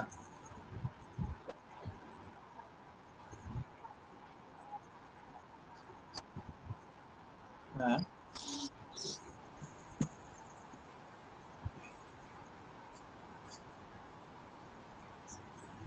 দেখো দেখো ল্যাব সুপারিনটেন্ডেন্টের ক্ষেত্রে কম্পিটিশন বেশি হবে, না সরি কম্পিটিশন কম হবে। আমি আসছি এগুলো নিয়ে, আমি একটু পরেই বলছি। আমি আগে পুরো ভ্যাকেন্সি স্ট্যাটাসটা বলে দিই, তারপর আমি আস্তে আস্তে আসছি। দেখো, এই কটা রিজিয়নের মধ্যে ল্যাবরেটরি অ্যাসিস্ট্যান্ট এবং ল্যাবরেটরি সুপারিনটেন্ডেন্টের ভ্যাকেন্সি বেরিয়েছে, হয়েছে। দেখো যেটা বলছিলাম যে কলকাতাতে সব থেকে বেশি ভ্যাকেন্সি রয়েছে, কলকাতা, চেন্নাই আর চণ্ডীগড়। চেন্নাই চণ্ডীগড়ে কখনোই অ্যাপ্লাই করতে যাবে না, কারণ এখানে কিন্তু হিউজ কম্পিটিশন। বারবার বলছি, চণ্ডীগড়, চেন্নাই, চেন্নাই মানে সাউথ ইন্ডিয়া, কখনোই কোনো রকম অ্যাপ্লাই করতে যাবে না, কারণ এখানে কিন্তু প্রচুর কাট অফ ওঠে এবং প্রচুর এখানে কম্পিটিশন। এবং এখানে চণ্ডীগড় চেন্নাইতে কিন্তু ডিএমএলটি কোনো অস্তিত্ব নেই, এখানে যা আছে সব ডিএমএলটি। সুতরাং এটাকে সবসময় avoided, it should be avoided. Okay, আচ্ছা এবার আমি একটা কথা বলে রাখি, কলকাতাতে কেউ করতে পারো, আরেকটা বেস্ট অপশন হচ্ছে আজমির। আজমিরে কিন্তু কম্পিটিশন কম্পারেটিভলি কম। আমি নিজে আজমিরে পেয়েছিলাম, আমি দেখেছি আজমিরে কিন্তু কম্পারেটিভলি কম্পিটিশন কম। করেছিলাম তখন আমি যখন অ্যাপ্লাই করেছিলাম তখন ভ্যাকেন্সি ছিল 12টা কি 13টা, আমার ঠিক এক্সাক্ট মনে নেই। আর জেনারেলে ওই রকম, জেনারেলে ওই 7 থেকে 8টা ভ্যাকেন্সি ছিল। তাহলে আজমিরে অ্যাপ্লাই করতে পারো অথবা কলকাতা রিজিয়নে অ্যাপ্লাই করতে পারো, ঠিক আছে। স্যার কতগুলো লোকেশনে অ্যাপ্লাই করা যেতে পারে ম্যাক্সিমাম? একটা একটা যে কোনো একটা, যে কোনো একটা। কেউ মনে করলো আমি কলকাতায় করে দিলাম, আজমিরে করে দিলাম, একদম রিজেক্ট করে দেবে। আমি এটার জন্য বারবার বলছি, যখন কোনো কিছুতে অ্যাপ্লাই করবে একটাতে অ্যাপ্লাই করবে, একটাতে, একটার বেশি কোনোটাতে করতে পারবে না। হ্যাঁ হ্যাঁ, বলো বলো। স্যার বলছি কি, দুটো জনে যদি আলাদা আলাদা পোস্টে অ্যাপ্লাই করা যায় সেটা কি পসিবল? একজন একজন করে, এক একজন করে বলো, বুঝতে পারলো? এক একজন করে বলো কোশ্চেনটা। হ্যালো। মোটেই নয়, মোটেই নয়। তুমি যদি মনে করো যে আমি প্রয়াগরাজে ফিল আপ করবো, তোমাকে এক্সাম সেন্টার আমি কোন কোন জায়গায় পরে এক্সাম সেন্টার বলে দিচ্ছি। এক্সাম সেন্টার পরে কলকাতাতে এবং দুর্গাপুরে, এই দুটো জায়গায়। আর আমার যেমন পড়েছিল দুর্গাপুর, আমি আজমিরে করেছিলাম, আমার পড়েছিল দুর্গাপুর। কলকাতাতে অ্যাপ্লাই করলে মোটামুটি কলকাতাতেই পড়ে, ঠিক আছে। তবে বাইরের স্টেটে অ্যাপ্লাই করলে এমন নয় যে তোমাকে বাইরে যেতে হবে। আমি আজমিরে ফিল আপ করেছি, আমি কলকাতাতে আমি দুর্গাপুরে আমি আমি এক্সাম দিয়েছি, সেটা নিয়ে চাপ নেওয়ার কিছু নেই। আর আরেকটা কথা বলে রাখি, যদি বাইরে গিয়েও পরীক্ষা দিতে হয়, বাইরে গিয়েই পরীক্ষা দেবে, আমি কিন্তু এটা বলে দিলাম। এটা হবে না, এটা এটা 100% হবে না, তোমাদের কলকাতাতেই সিট করবে, কিন্তু বাই চান্স অন্যান্য, তোমরা অন্যান্য ফর্মও ফিল আপ করছো, অন্যান্য প্রচুর ভ্যাকেন্সি ট্যাকেন্সি বেরোচ্ছে। আমি এটা বলি যেটা হচ্ছে বাইরে গিয়ে হলেও পরীক্ষা দিয়েছো, কারণ এখন চাকরির যে বাজার, খুব অবস্থা খারাপ, এখন একটা জব যে করেই হোক পেতে হবে, এবং সেটা যদি সেন্ট্রাল গভর্নমেন্ট জব হয় তাহলে তো ভালো। কিন্তু সেইটুকু স্যাক্রিফাইস কি আমরা করতে পারি না? আমরা বাইরে গিয়ে একটা পরীক্ষা দিতে পারি না? কারণ আমার তো যদি, তুমি যদি আজমিরে ধরো তুমি তোমার ধরো এক্সামে সিট করলে আজমিরে, আরে বাবা তুমি যদি সিলেক্টেড হও তোমাকে তো আজমিরেই আসতে হবে বা তোমাকে প্রয়াগরাজই আসতে হবে। তাহলে আমরা সেই অপশনটাকে কেন আমরা, যদিও 100% শিওর যে ওখানে পড়বে না, কিন্তু আমি বলে রাখছি যদি, ঠিক আছে। তাহলে কি কি অপশন বললাম? আচ্ছা, Mumbai should be avoided, Mumbai also be avoided, Mumbai avoided, Chandigarh avoided, Chennai avoided, ঠিক আছে। তাহলে আজমির, শিলিগুড়ি মালদাতে, ল্যাব অ্যাসিস্ট্যান্ট, ল্যাব সুপারিনটেন্ডেন্টের কোনো পোস্ট নেই। ওগুলো অন্য নার্সিং নার্সিং ফার্সিং আলাদা আলাদা, আরো প্যারামেডিক্যালের পোস্ট সেগুলো রয়েছে, ঠিক আছে, বোঝা গেল। সেগুলো সেগুলো রয়েছে, সেগুলোতে এখানে কোনো পোস্ট নেই। ওকে ওকে, ব্যাঙ্গালোর কখনোই করতে যাবে না, কারণ ব্যাঙ্গালোরে 5টা ভ্যাকেন্সি মানে জেনারেল 2টো ভ্যাকেন্সি, করতে যাবে না। ভোপাল, ভোপালে করতে পারো কিন্তু না করাই বেটার, ঠিক আছে। তাহলে আমি কি বললাম, কলকাতা, কলকাতা এবং আজমির, এই দুটো অপশন হতে পারে বেস্ট অপশন, কলকাতা এবং আজমির। এবার তোমরা, এবার এটা তোমাদের ডিসিশন, আমি কখনোই বলবো না যে তোমরা প্রয়াগরাজে করো না, বা এটা আমি কিন্তু কখনোই বলবো না যে তোমরা বিলাসপুরে করো না, এটা আমি কখনোই বলবো না, কারণ আপ টু ইউ। আমার সাজেশন হচ্ছে, মানে আমার যে সাজেশন, আমার সাজেশন অনুযায়ী বলছি, আমি কলকাতাতে অ্যাপ্লাই করতে সবাই, কলকাতা ফার্স্ট অপশন রাখো, সেকেন্ড অপশন যদি মনে হয় যে কলকাতাতে তো অবশ্যই প্রচুর কম্পিটিশন হবে, কারণ এজ লিমিট বাড়িয়ে দিয়েছে মানে কলকাতাতে প্রচুর কম্পিটিশন। সেই রেসপেক্টে আজমিরে কম্পিটিশন কিন্তু কম হবে, এইটা এবার তোমরা আজমিরে কি হয়, আজমিরে আমি দেখেছি কাট অফ কম থাকে, কলকাতার কাট অফ কিন্তু বেশি, এটা মাথায় রাখতে হবে। কলকাতার cut off Chandigarh Chennai cut off তো অনেক বেশি, অনেক অনেক বেশি। ব্যাঙ্গালোরের কাট অফ অনেক বেশি, ঠিক আছে। মুম্বাই কাট অফ অনেক বেশি। পাটনায় দুটো ভ্যাকেন্সি রয়েছে, দুটো দরকার নেই করার, পাটনায় পাবে না, কারণ ঠিক আছে, দরকার নেই করার। তাহলে আমাদের কাছে কি কি অপশন রইল? কলকাতা, আজমির এবং এই দুটো, এবং স্যার যদি গুয়াহাটি দেখতে পারো, গুয়াহাটিও খারাপ নয়। গুয়াহাটিতে স্যার যদি কেউ ল্যাব ল্যাব সুপারের জন্য অ্যাপ্লাই করতে চায় তাহলে কোনটা বেস্ট হবে? ল্যাব সুপারিনটেন্ডেন্টের কাছে যদি অ্যাপ্লাই করতে চাও তাহলে কলকাতা অ্যাপ্লাই করো, অথবা বিলাসপুরে করো। মুম্বাইতে করতে যাও না, কারণ মুম্বাইতে প্রচুর কম্পিটিশন, মুম্বাইতে পারবে না, প্রচুর কম্পিটিশন মুম্বাইতে, ঠিক আছে। হয় বিলাসপুর নয়তো কলকাতা। আচ্ছা, এবার বলে রাখি আরেকটা জিনিস আমাদের মাথায় রাখতে হবে। সেন্ট্রাল গভর্নমেন্টের সার্ভিসে 3 রকম সিটি থাকে, একটাকে বলা হয় এক্স ক্যাটাগরি সিটি, একটাকে বলা হয় ওয়াই ক্যাটাগরি সিটি, আর একটাকে বলে জেড ক্যাটাগরি সিটি, ঠিক আছে। কলকাতা, মুম্বাই, ঠিক আছে, কলকাতা, মুম্বাই, দিল্লি, এগুলো সব পরে হচ্ছে আমাদের এক্স ক্যাটাগরি সিটির মধ্যে। মানে এখানে স্যালারি সব থেকে বেশি। সেন্ট্রাল গভর্নমেন্টের স্যালারি কিন্তু রিজিয়ন ওয়াইজ ডিপেন্ড করে, সেন্ট্রাল গভর্নমেন্টের স্যালারি কিন্তু ডিপেন্ড করে। যতগুলো জায়গা রয়েছে, যতগুলো জায়গার মধ্যে সব থেকে বেশি স্যালারি হচ্ছে কলকাতাতে, সব থেকে বেশি স্যালারি হচ্ছে মুম্বাইতে, কারণ এগুলো সব হচ্ছে মেট্রোপলিটন সিটি। ব্যাঙ্গালোরটা আমি বলতে পারবো না, ব্যাঙ্গালোরটাও মনে হয় সম্ভবত এক্স ক্যাটাগরি সিটি। এই তিনটে হচ্ছে এক্স ক্যাটাগরি সিটি বলে এখানে স্যালারি সব থেকে বেশি। অর্থাৎ কলকাতায় যদি তুমি জয়েন করো আর তুমি যদি পাটনায় জয়েন করো, তোমার স্যালারি কিন্তু ডিফারেন্স হবে, সেটাও কিন্তু মাথায় রাখতে হবে, ঠিক আছে। কলকাতাতে, মুম্বাইতে স্যালারি সব থেকে বেশি। কলকাতাতে তুমি যদি কলকাতাতে অ্যাকচুয়ালি কি হয়, কলকাতাতে এইচআরে যেটা হয়, এইচআরে হচ্ছে 30%, কিন্তু আমাদের অন্যান্য জায়গাতে এইচআরে 20%, বেসিকে 20%, মানে তোমার এখানে 10% কমে যাচ্ছে টাকা, প্লাস ট্রান্সপোর্ট অ্যালাউন্স অনেক কিছু কমে যায়। তাহলে কলকাতা, মুম্বাই, ব্যাঙ্গালোরটা আমি বলতে পারবো না ব্যাঙ্গালোরটা আদৌ এস ক্যাটাগরির মধ্যে পড়ে কিনা, সব থেকে স্যালারি হচ্ছে বেশি। তাহলে এই হচ্ছে ব্যাপার। তাহলে তিনটে রিজিয়নকে আমি চুজ করে দিলাম, কলকাতা, আজমির এবং Guwahati. Guwahati must be avoided. First preference Kolkata, second preference Ajmer, third preference হচ্ছে গুয়াহাটি, ঠিক আছে। আর যদি মনে হয় যে চণ্ডীগড় বা চেন্নাইতে করতে পারো, তাহলে সেগুলো কিন্তু যথাক্রমে ফোর্থ এবং ফিফথ প্রেফারেন্স হবে। বোঝা গেল?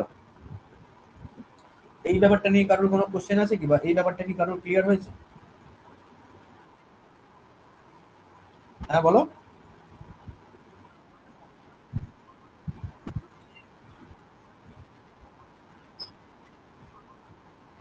ওই প্রেফারেন্সের কথা বলছি না আমি, ওটা তো তোমার, তুমি যে প্রেফারেন্সটার কথা বলছো ওই প্রেফারেন্সটা হচ্ছে সিট, মানে সেন্টারের প্রেফারেন্স।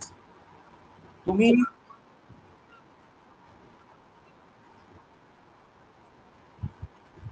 ওটার ফরম্যাট, ওটার সঙ্গে এটা গুলিয়ে ফেললে হবে না, ওটার সঙ্গে এটাকে গুলালে হবে না। এখানে শোনো, আরেকটা জিনিস বলে রাখি, আরেকটা জিনিস খুব ইম্পর্টেন্ট জিনিস, এটা কিন্তু মারাত্মক ইম্পর্টেন্ট, আমি এটা মিস করে গেছি। আমি যে বললাম না যে ধরো 16 তারিখে সাবমিট করে দিয়েছো, এবার তোমার মনে হলো যে আমি এটা একটু ভুল আছে এখানে, আমার এই অ্যাপ্লিকেশনে ভুল আছে, কিন্তু মনে রাখতে হবে তুমি ধরো একবার কলকাতা আরআরবি সিলেক্ট করলে, তুমি যখন কারেকশন করবে ইট ক্যান নট বি কারেক্টেড। অর্থাৎ আমি কি বলতে চাইছি, ধরো তুমি একটা রিজিয়নের জন্য ফর্ম ফিল আপ করেছো, ধরো কলকাতা আরআরবির জন্য ফর্ম ফিল আপ করেছো, এবার তোমার মনে হলো না আমি এটা কলকাতা আরআরবি করবো না, আমি মুম্বাই আরআরবি করবো, পারবে না, হবে না। এই যে বোঝা গেল, chosen RRB can not be change, তুমি বাকি করতে পারো, তোমার হয়তো অ্যাড্রেসে ভুল হয়ে গেছে, তোমার এডুকেশন কোয়ালিফিকেশনে তুমি 60% পেলে, তুমি লিখেছো 55%, সেগুলো তুমি চেঞ্জ করতে পারো। কিন্তু তোমার আরআরবি কিন্তু তুমি একবার যদি দিয়ে দাও কলকাতা রিজিয়ন, সেটাকে কিন্তু তুমি RRB can not be change, railway recruitment board তুমি কিন্তু চেঞ্জ করতে পারবে না। অর্থাৎ তোমাকে যদি কলকাতায় একবার অ্যাপ্লাই করে ফেলো এবং সাবমিট করে ফেলো, অবশ্যই সাবমিট করে ফেলো, আমি বারবার বলছি, সাবমিট যদি করে ফেলো তাহলে কিন্তু তুমি it can not be modified, it can not be change, it can not be rectified. Clear হলো? ওই জন্য আমি বারবার বলছি যে এই যখন চুজ করবে তখন কিন্তু খুব কনসাসলি, জুডিশিয়ালি এবং মেটিকিউলাসলি এটা কিন্তু চুজ করতে হবে। কারণ এখানে একটা পয়সার একটা ব্যাপার আছে, এখানে পয়সা বাড়া কমার একটা ব্যাপার আছে, সেগুলো কিন্তু মাথায় রাখতে হবে। ক্লিয়ার? তাহলে first preference Kolkata, second preference Ajmer, third preference Guwahati, fourth preference Chennai এবং ফিফথ প্রেফারেন্স হচ্ছে চণ্ডীগড়। আর বাকিগুলো বিলাসপুর এগুলোতে জম্মু কাশ্মীর এইসব গুলোতে। আচ্ছা, আরেকটা জিনিস বলে রাখি, যেগুলো হিলি এরিয়া, যেমন গুয়াহাটি, না গুয়াহাটি হিলি এরিয়া, সম্ভবত হিলি এরিয়া, গুয়াহাটি, জম্মু কাশ্মীর, শ্রীনগর, এখানে একটা এক্সট্রা অ্যালাউন্স পাওয়া যায়, যেটা বলে হিল অ্যালাউন্স, অর্থাৎ কিছুটা টাকা তোমরা বেশি পাবে। ঠিক আছে, যাই হোক, সেগুলো এখন ডিসকাসের ব্যাপার নয়, আমি জাস্ট বলে দিলাম যে কোন কোন রিজিয়নে আমরা এগুলো চুজ করতে পারি। ওকে,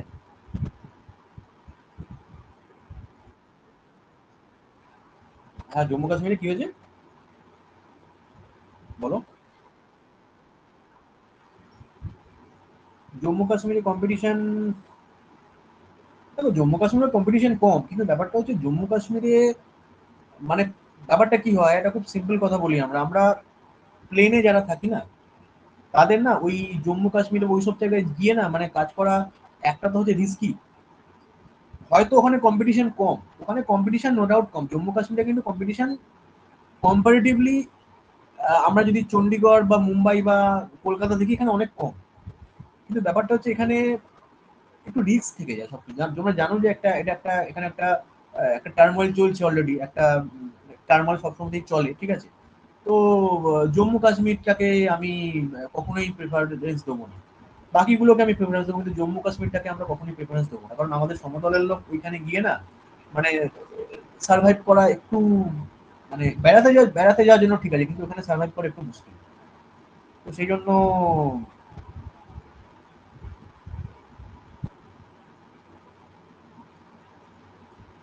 ঠিক আছে, তো সেই জন্য এলাকা আমি একটু অ্যাভয়েড করতে চাইছি জম্মু কাশ্মীর। ঠিক আছে, সেকেন্দ্রাবাদকেও করতে পারো, সেকেন্দ্রাবাদকেও করতে পারো, কোনো অসুবিধা নেই, সেকেন্দ্রাবাদকেও করা যেতে পারে। ঠিক আছে, সেকেন্দ্রাবাদে কিন্তু কাট অফ একটু মোটামুটি ভালোই ওঠে। ঠিক আছে, তো আমি এই পসিবিলিটির কথাগুলো বললাম, তার মানে এই নয় যে আমি যেটা বলবো তোমরা আমার কথা ছিল সেটাই করবে, তা কিন্তু নয়, choice is up to you. আচ্ছা, এবার আসি সিলেবাস। সিলেবাসে ল্যাবরেটরি সুপারিনটেন্ডেন্টে সোসিওলজি এবং সাইকোলজি এই দুটো টপিক কিন্তু রয়েছে, এবং এই দুটো টপিক থেকে কিন্তু মিনিমাম 5 নম্বর থেকে 8 নম্বর বা 7 নম্বরের কোশ্চেন কিন্তু আসে। সোসিওলজি আমরাও পড়িনি, সাইকোলজি আমরা পড়িনি, ফিজিওলজি পড়েছি, বেসিক কেমিস্ট্রি পড়েছি, বায়োকেমিস্ট্রি পড়েছি, জেনারেল মেটাবলিজম, ফিজিক্স, সিস্টেম্যাটিক্স সবই পড়েছি। সোসিওলজি এবং সাইকোলজির জন্য একটা ভালো বই আছে, একটা ভালো এমসিকিউ বই আছে for the preparation of RRB, সেটা আমি তোমাদের গ্রুপে দিয়ে দেবো, পুরো লিঙ্ক কিভাবে পারচেস করবে সেটা দিয়ে দেবো, সেটা শুধু মুখস্থ করতে হবে, কোনো রকম বোঝার টাইম নেই, কোনো কিছু নেই, সেটা এখন জাস্ট চোখ কান বুঝে মুখস্থ করতে হবে।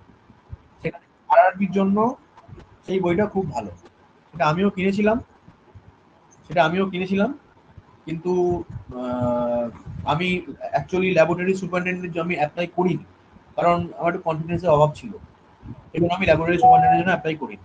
ওকে, আচ্ছা, ল্যাবরেটরি অ্যাসিস্ট্যান্টের জন্য তো একদম খুব ক্লিয়ার সিলেবাস, এটা নিয়ে আর কোনো চাপ নেই। ঠিক আছে, একদম দেখতেই পাচ্ছ কি কি দেওয়া রয়েছে এখানে। ওকে, আচ্ছা, এখানে আরেকটা জিনিস খুব ইম্পর্টেন্ট ল্যাবরেটরি সুপারিনটেন্ডেন্টের ক্ষেত্রে, এখানে দেখো, এখানে ইমিউনোলজি কিন্তু কোশ্চেন আসতে পারে, ইমিউনোলজি এবং ইমিউনো হিমাটোলজি। ওই জন্য ইমিউনোলজিটা কিন্তু একটুখানি ভালো করে পড়ে রাখতে হবে। আমার কাছে প্রচুর ইমিউনোলজির নোট রয়েছে, প্রচুর কোশ্চেন রয়েছে ইমিউনোলজির এমসিকিউ, আমি শেয়ার করে দেবো। কিন্তু ইমিউনোলজি এবং প্যারাসাইটোলজি খুব ইম্পর্টেন্ট এই টপিকগুলো। ওকে, তাহলে সোসিওলজি এবং সাইকোলজির জন্য আমি যারা ল্যাবরেটরি সুপারিনটেন্ডেন্টের জন্য অ্যাপিয়ার করতে চাইছো তাদের এই বইটা আমি বলে দেবো, তারা ফ্লিপকার্ট থেকে বা কলেজ স্ট্রিট, সব থেকে ভালো কলেজ স্ট্রিটে গিয়ে পারচেস করলে ঠিকঠাক জিনিসটা তোমরা পাবে। বুঝে গেল? আচ্ছা, এবার এবার আসি কমন যেটা জেনারেল।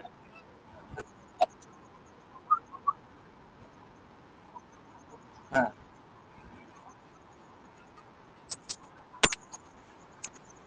সব সব মাইক্রোবায়োলজি, ভাইরোলজি, ইমিউনোলজি সব কিছু রয়েছে, সব কিছু রয়েছে, সব সব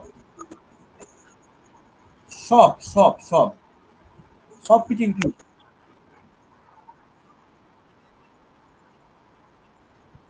ক্লিনিক্যাল বায়োকেমিস্ট্রি মানে তোমাদের সব প্রোটিন, কার্বোহাইড্রেট, লিপিড, মেটাবলিজম, সব সব পড়তে হবে, সব কিচ্ছু বাদ দেওয়া যাবে না। না, এবার একটা কথা বলে রাখি, ডিএমএলটি সিলেবাস পড়লে কিন্তু হবে না। DMLT syllabus, BMLT syllabus follow করতে হবে। অনেক এক্সাম রয়েছে, যদিও আরআরবি তো অতটা কঠিন আসে না, কিন্তু অনেক কোশ্চেন, অনেক এক্সাম রয়েছে। ভাবা অ্যাটমিক, ইএসআইসি, তারপর আমাদের আরো অনেক এক্সাম, এমস, এখানে কিন্তু ডিএমএলটি সিলেবাস পড়লে কোয়ালিফাই করা যাবে না, আরো অনেক কিছু পড়তে হবে, কারণ অনেক কিছু জিনিস এখানে।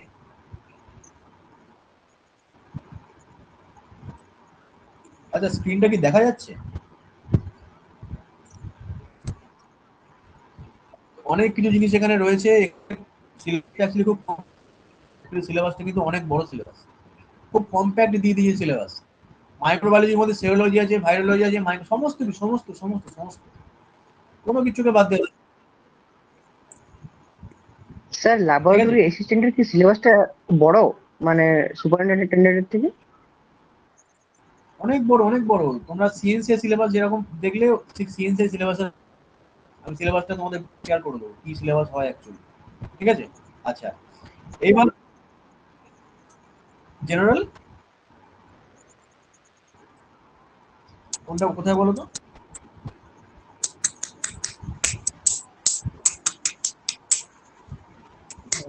Basic chemistry, biochemistry, general methodology. General methodology মানে বিভিন্ন রকম মেথড, বিভিন্ন রকম টেস্টিং মেথড ফেটড এইগুলো। এখানে অনেক সময় আসে এসআই ইউনিট, ইউনিট ফিউনিট গুলো কিন্তু অনেক সময় আসে এখানে, এইগুলো সব মেথোডোলজির মধ্যে পড়ে। ঠিক আছে, স্যার বিভিন্ন রকম ফিজিক্সের টেস্টিং মেথড ব্যাপারটা, ফেটড এইগুলো মেথোডোলজি। ফিজিক্সের ব্যাপারটা আমি বলতে পারবো না, এটা সম্বন্ধে আমার কোনো আইডিয়া নেই। ফিজিক্স কি, ফিজিক্স কিছুই বলেনি। ফিজিক্স সম্বন্ধে আই হ্যাভ নো আইডিয়া। যেগুলো আইডিয়া সেগুলো আমি বলে দিলাম। ফিজিক্সটা কি, কিসের ফিজিক্স, কোন স্ট্যান্ডার্ডের physics, I have no idea. ঠিক আছে, সেটাই তো বুঝতে পারছি। আর তাহলে টেস্ট স্ট্যান্ডার্ড সিলেবাস হবে, তাহলে সেইভাবেই হবে। ঠিক আছে, আচ্ছা আচ্ছা, এবার আচ্ছা, স্ক্রিনটা কি দেখা যাচ্ছে?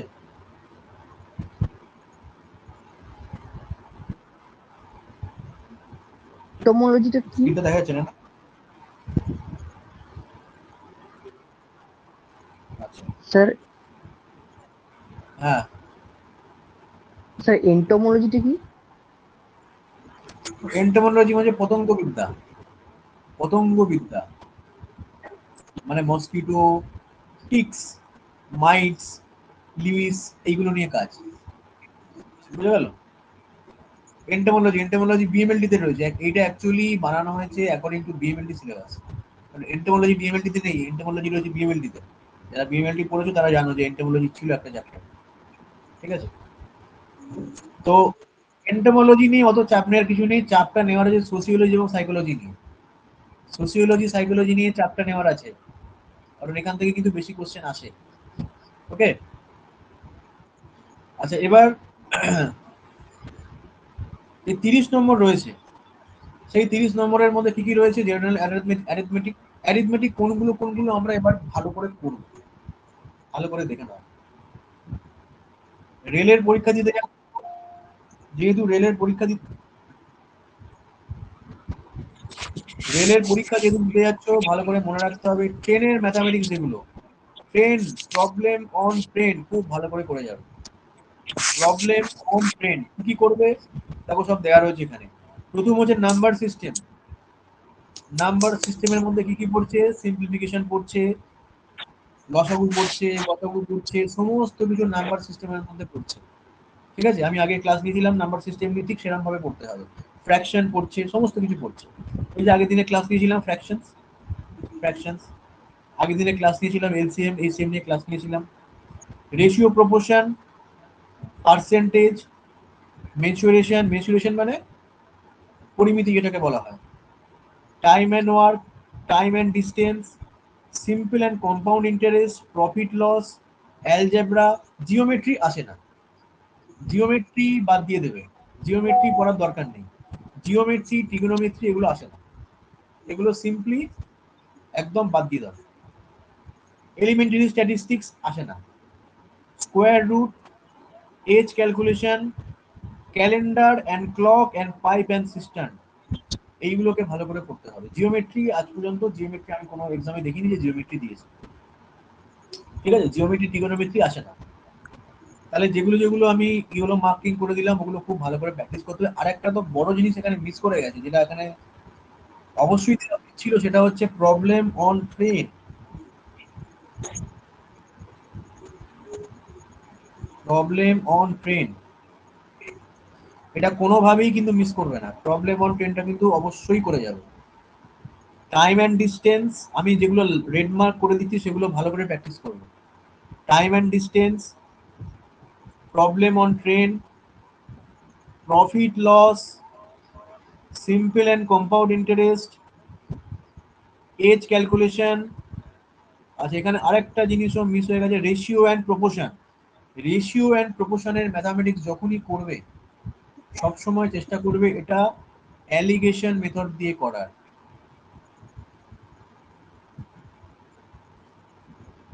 কারণ টাইম সেভিংস হয় আর খুব তাড়াতাড়ি একটা ম্যাথ আমরা করে ফেলতে পারি।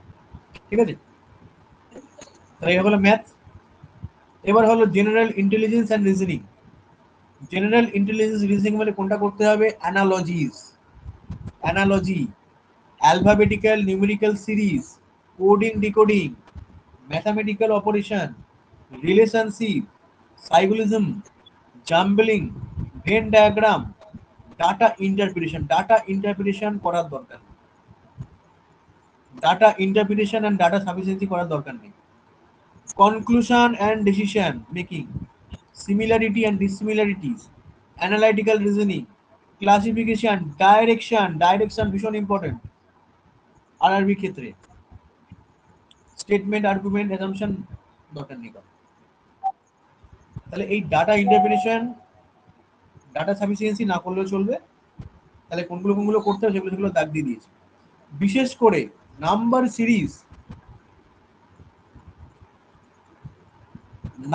সিরিজ, যেগুলো রেড মার্ক করে দিচ্ছি, কোডিং ডিকোডিং, অ্যানালজি, রিলেশনশিপ, আর হচ্ছে আমাদের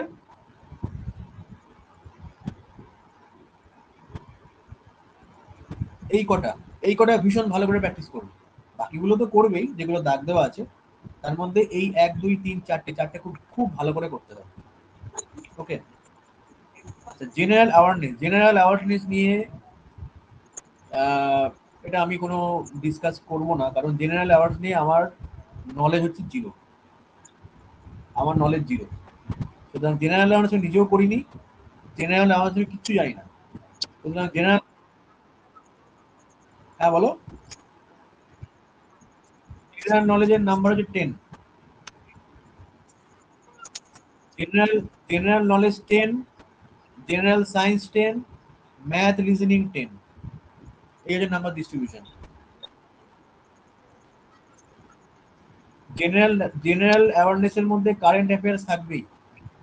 কারেন্ট অ্যাফেয়ার্স 3 থেকে 4 নম্বর কারেন্ট অ্যাফেয়ার্স থাকবে। কারেন্ট অ্যাফেয়ার্স এর জন্য কি করবে শোনো, কারেন্ট অ্যাফেয়ার্স এর জন্য যেটা করবে সেটা হচ্ছে এমপ্লয়মেন্ট নিউজ বলে একটা কাগজ আছে, এমপ্লয়মেন্ট নিউজ, প্রতি মাসে 2টো করে এর ভার্সন বেরোয়, ওইগুলো নেওয়া শুরু করে দাও। ওইগুলো যদি নাও আর একটু যদি নিউজ পেপারটা পড়ো, কারেন্ট অ্যাফেয়ার্স নিয়ে কোনো সমস্যা হওয়ার কথা না। কাগজটার দাম হচ্ছে 18 টাকা, মাসে 2টো বেরোয়, 2টো তুলে নাও। কারেন্ট অ্যাফেয়ার্স এর জন্য একদম বেস্ট। কোনো বই পড়ার দরকার নেই। বইয়েতে মানে কারেন্ট অ্যাফেয়ার্স তো তুমি বইতে পাবে না, কারেন্ট অ্যাফেয়ার্স তোমাকে নিউজ পেপার থেকে পেতে হবে। এর কি নাম বললাম? Employment news. Employment news,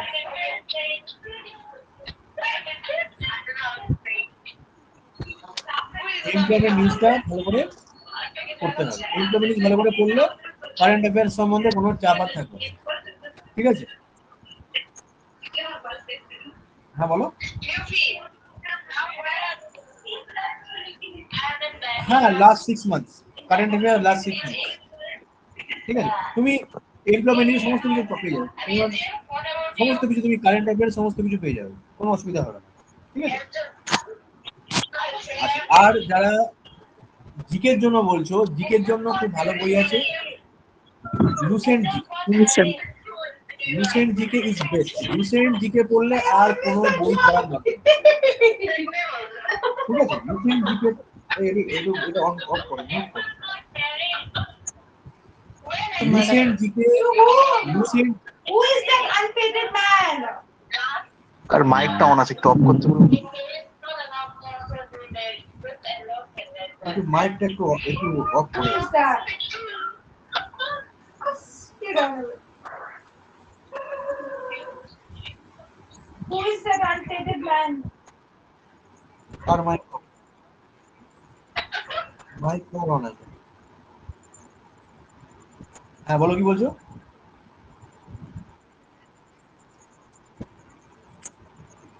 seventy subject থেকে 70 আর এইগুলো নিয়ে 30। ঠিক আছে? হ্যাঁ, সেটা সুদীপ্ত বলে দেবে, কোচিংয়ের ব্যাপারে। ঠিক আছে? আচ্ছা, তো যেটা বললাম কারেন্ট অ্যাফেয়ার্স এর জন্য এমপ্লয়মেন্ট নিউজের যারা যারা যারা কোয়ারি আছে তারা সুদীপ্তর সঙ্গে কথা বলে নেবে। ঠিক আছে? তো ব্যাপারটা ভালো করে তোমাদের বলে দেবে। তো এমপ্লয়মেন্ট নিউজ তোমরা নেবে, এমপ্লয়মেন্ট নিউজে তোমরা কারেন্ট অ্যাফেয়ার্স পেয়ে যাবে। আর জেনারেল সায়েন্স খুব ভালো বই আছে, বাংলাতেও আছে। আমি একটা বাংলা বই কিনেছিলাম, খুব ভালো বই। আমি বইটা বলে দেবো, বইটা ছায়া প্রকাশনীর বই, খুব ভালো বই। ইংলিশ বই না কিনলেও চলবে।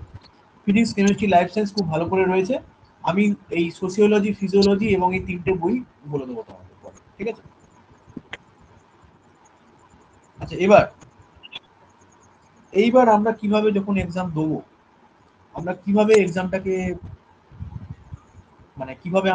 দেবো? দেখো, প্রথম যে ব্যাপারটা,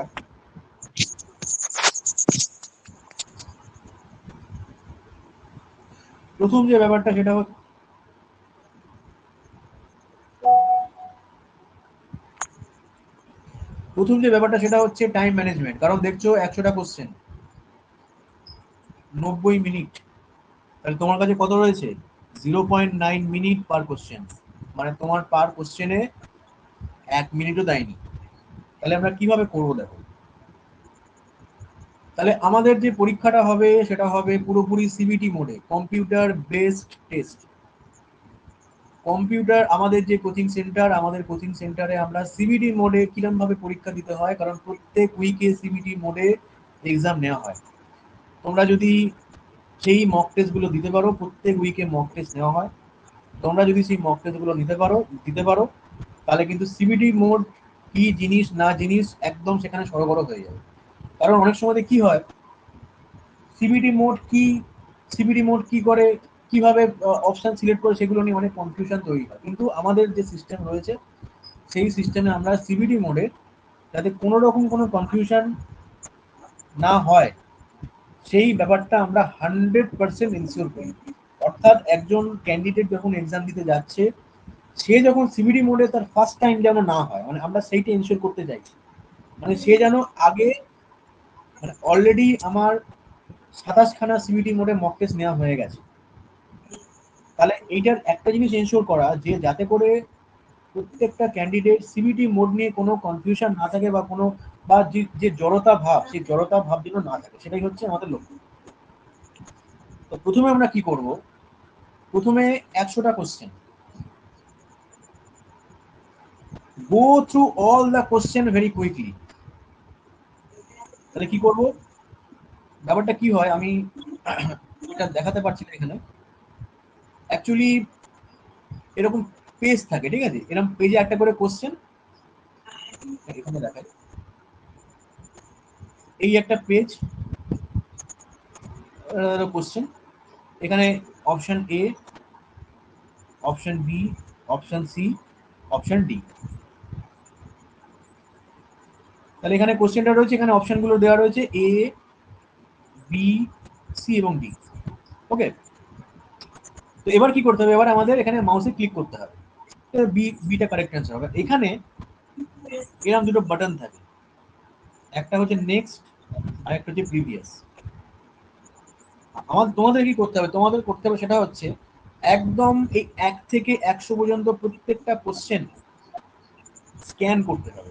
মানে সাবজেক্ট, মানে টোটাল সাবজেক্টের কোশ্চেন হতো 70টা কোশ্চেন। তাহলে কি করব, আমরা এই বাটনটা টিপে নেক্সট নেক্সট নেক্সট নেক্সট করতে করতে যাব, এবং এই নেক্সট নেক্সট নেক্সট নেক্সট করতে করতে গিয়ে যেটা কারেক্ট অ্যান্সার সেটা সিলেক্ট করে দেবো। তাহলে গো through all the question very quickly. তাহলে আমরা প্রত্যেকটা কোশ্চেন কি করব, ধরো এটা 1 নম্বর কোশ্চেন, আবার সেকেন্ডে আমরা নেক্সট বাটন টিপলাম, আবার 2 নম্বর কোশ্চেন এলো। এইবার যেইটা আমরা পাচ্ছি, যেইটা তোমরা করতে পারছো সেটাকে ক্লিক করে নেবে, সেটাকে ক্লিক করে দেবে, তো অপশন বি হলো। আবার পরেরটা ক্লিক, সেটা পারছো না সেটাকে বাদ দিয়ে দাও। Set aside math and GI. প্রথমেই কিন্তু সবাইকে আমি বলছি, প্রথমেই কিন্তু ম্যাথ জিআই কোনোভাবেই করতে যাবে না। Set aside math and GI. Math GI এর জন্য আমাদের টাইম বাঁচাতে হবে, ভালো করে শোনো, ম্যাথ জিআই এর জন্য আমাদের টাইম সেভ করতে হবে। ওই জন্য গো through all the question very quickly. আমরা প্রত্যেকটা কোশ্চেন, 1 নম্বর কোশ্চেন করলাম, 2 নম্বর কোশ্চেন করলাম, এইবার যেটা পারবে সেটা ক্লিক করতে করতে করতে করতে যাও। ধরো 1 নম্বর, 2 নম্বর, 3 নম্বর পারলে 4 নম্বর, 5 নম্বর ধরো পারছো না, বাদ দিয়ে দাও, কোনো রকম টাইম ওয়েস্ট করার দরকার নেই। আবার 6 নম্বরে চলে যাও, আবার 6, 7, 8, 9, 10 পারলে, 11 পারছো না, ভাবার দরকার নেই, আবার 12তে চলে যাও। তাহলে এইভাবে করতে করতে করতে আমাদের চেষ্টা করতে হবে, এই যে 90 মিনিট দিয়েছে, এই যে 90 মিনিট দিয়েছে, এই 90 মিনিটের মধ্যে আমাকে টাইমটা একটু ভাগ করে নিতে হবে। 90 মিনিটের মধ্যে, 90 মিনিটের মধ্যে আমাকে অ্যাপ্রক্সিমেটলি 30 মিনিট, 30 থেকে 40 মিনিট আমার রাখতে হবে 30 নম্বরের জন্য, মানে জিকে, জিআই এবং ম্যাথ। 30 থেকে 40 মিনিট রাখতে হবে জিকে, জিআই এবং ম্যাথ।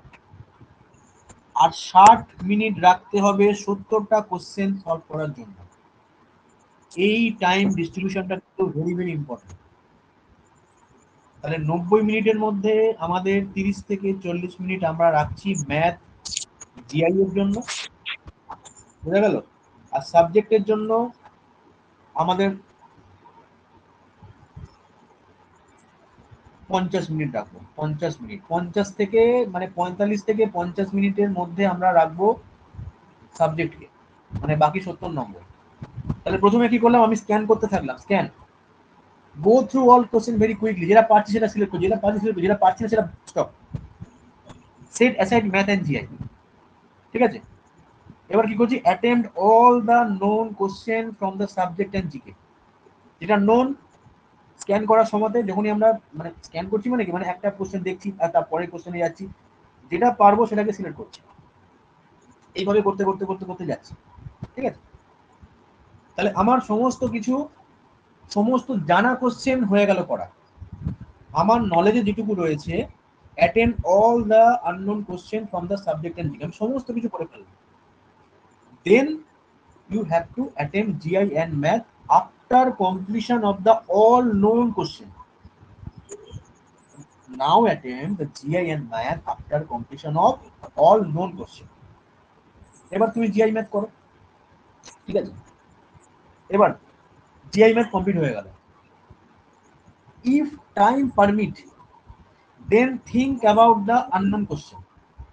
ধরো একটা কোশ্চেন রয়েছে, ধরো তুমি কোশ্চেনটার অ্যান্সার তুমি জানো না, বা তোমার সেই কোশ্চেনের অ্যান্সারটা তোমার নলেজে নেই, ভাবার সময় নেই, তোমাকে ইনস্ট্যান্টলি ভাবতে হবে। If time permits then think about unknown question after completion of all known question and math and GI. ওকে, তাহলে হয়ে গেল। Do not answer as per your guess.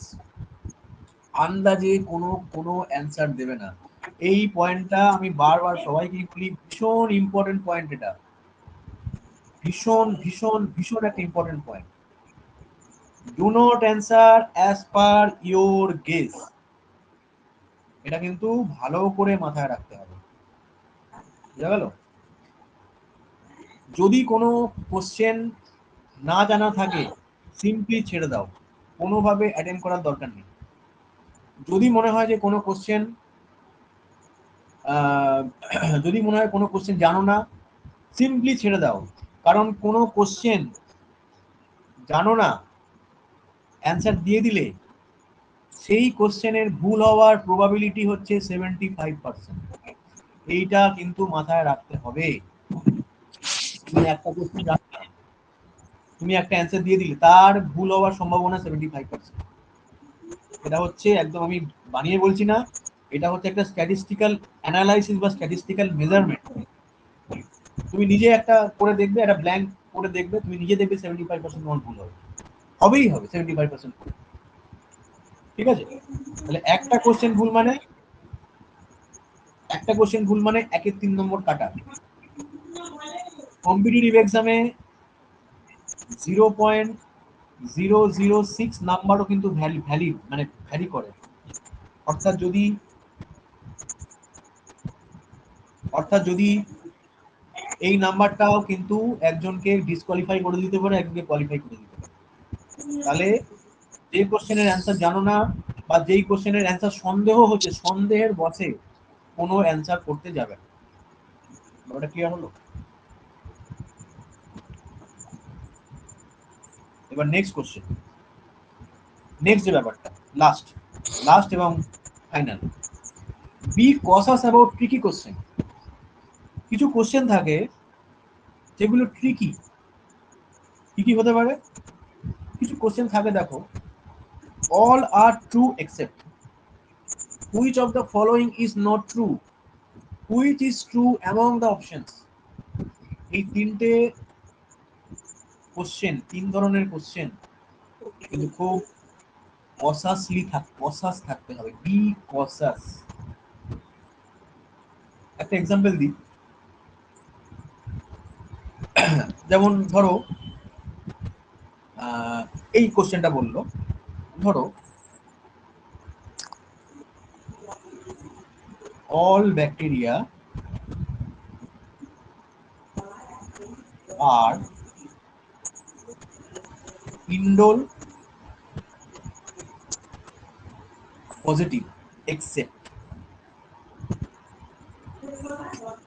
Option কি আছে? E কোলাই,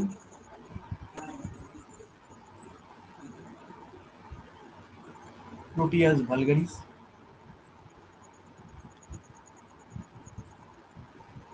option C Proteus mirabilis,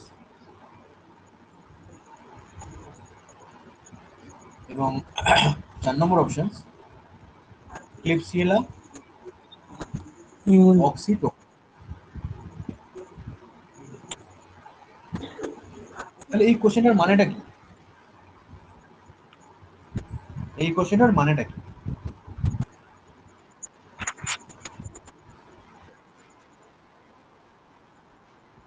কোনটা indole?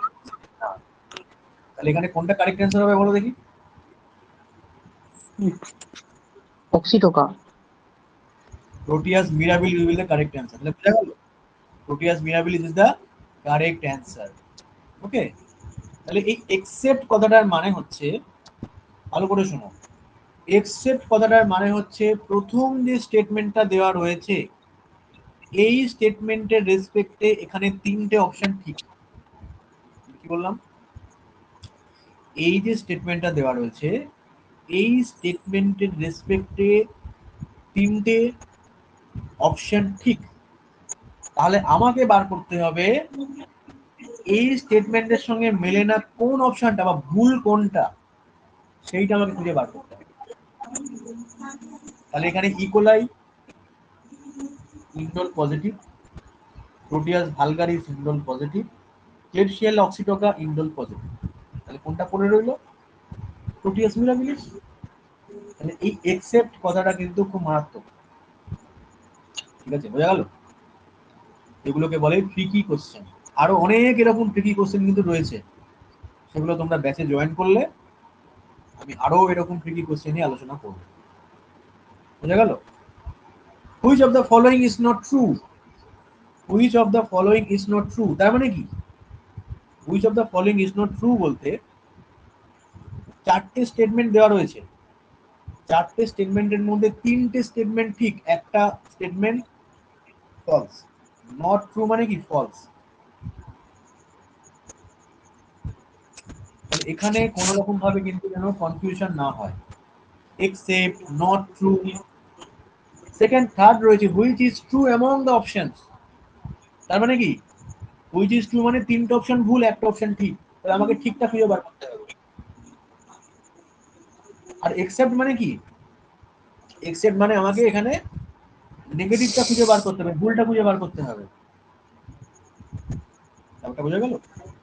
তাহলে এইভাবে preparation গুলো নিতে হবে। এই জন্য এগুলোকে প্র্যাকটিস করতে হবে। আমি তো এটা বললাম, এবার এটাকে বারবার বারবার বারবার প্র্যাকটিস করতে হবে। প্র্যাকটিস করতে করতে করতে এরকম অনেক কোশ্চেন হয়, এক্সেপ্ট বলে অনেক কোশ্চেন হয়। কিছু কিছু কোশ্চেন আছে, দেখো আমি একটা কোশ্চেন দেখাচ্ছি, দেখি পসিবল কিনা দেখানো। এক মিনিট, জাস্ট আ মিনিট, আমি দেখাচ্ছি এটা পসিবল কিনা দেখি। হ্যাঁ, পসিবল তো বটেই।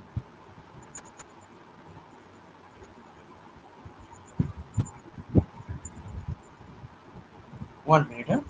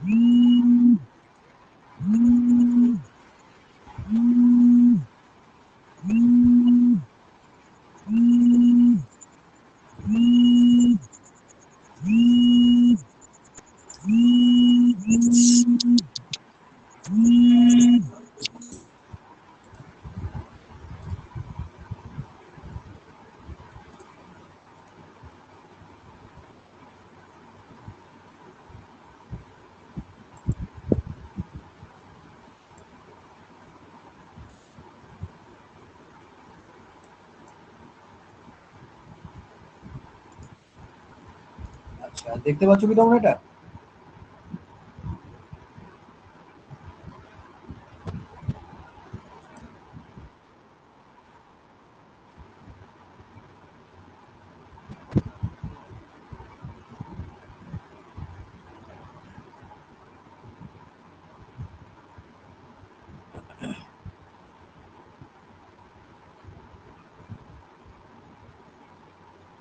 দেখো, একটা ট্রিকি কোশ্চেন আমি বলছি এখানে, খুব ভালো করে কোশ্চেনটা পড়ো।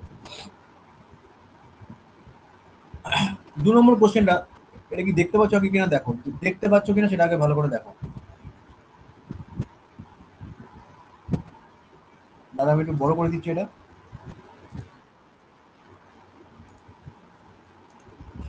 বড় করে দিলাম, হ্যাঁ। আচ্ছা, এখানে 2 নম্বর যে কোশ্চেনটা কি বলছে, the following test is use to differentiate Streptococcus and Staphylococcus, catalase test, phosphatase test এবং ইন্ডোল টেস্ট। এটা কোনটা কারেক্ট হবে এখানে? সবাই ক্যাটালেস টেস্ট। কোয়াগুলেস কেন নয়? Why not coagulase? বলো, ওয়াই নট কোয়াগুলেস?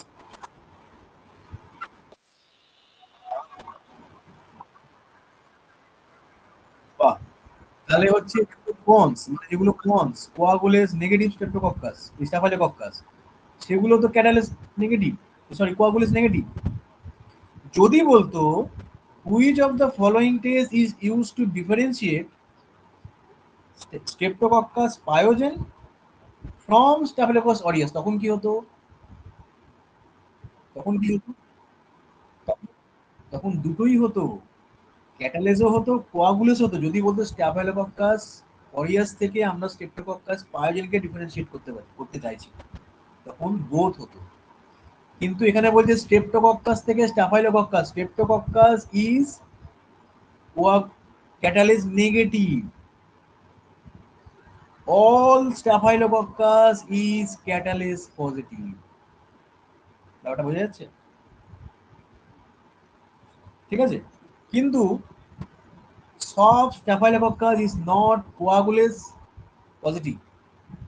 কিছু কিছু যেমন স্ট্যাফিলোকক্কাস এপিডার্মিডিস, স্ট্যাফিলোকক্কাস এপিডার্মিডিস এটা কি?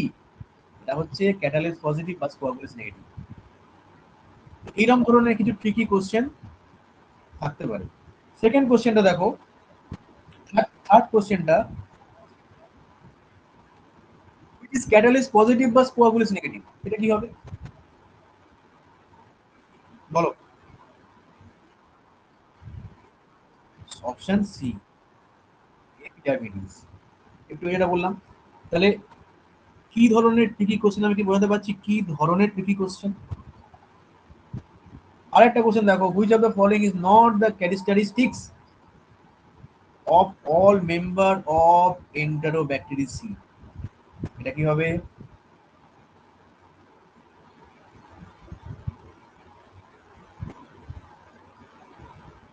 কি হবে এটা? মোটাইল।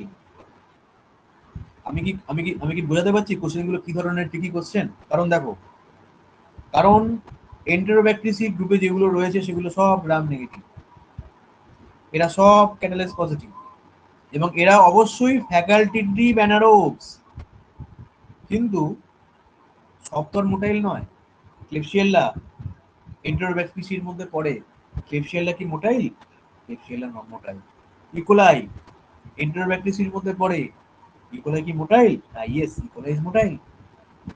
তাহলে কোশ্চেনটা কি চেয়েছে এবং কি অ্যান্সারটা আমাদের দিতে হবে, এইগুলোকে বলা হয় ট্রিকি কোশ্চেন। এরকম আরো অনেক ট্রিকি কোশ্চেন রয়েছে যেগুলো বিভিন্ন কম্পিটিটিভ এক্সামে প্রিভিয়াস ইয়ারগুলোতে এসছে। তাহলে কি হবে? Which of the following is not characteristics of all members of Enterobacteriaceae, এখানে হবে মোটাইল। ম্যাক্সিমাম লোক কি করবে? ম্যাক্সিমাম লোক যেটা করে সেটা হচ্ছে কোনো চোখ কান বুঝে একদম মানে খোলা না রেখে করে দিল ক্যাটালেস পজিটিভ। এটাই কিন্তু ভুল। ব্যাকটেরিয়ার মধ্যে যে কটা ব্যাকটেরিয়া রয়েছে সবাই কম বেশি কিন্তু ক্যাটালেস পজিটিভ, কারণ অল পজেস ক্যাটালেস এনজাইম। বোঝা গেল ব্যাপারটা? তাহলে এই হচ্ছে আজকের ক্লাস। কারোর কোনো কোশ্চেন? কারোর কোনো রকম কোশ্চেন?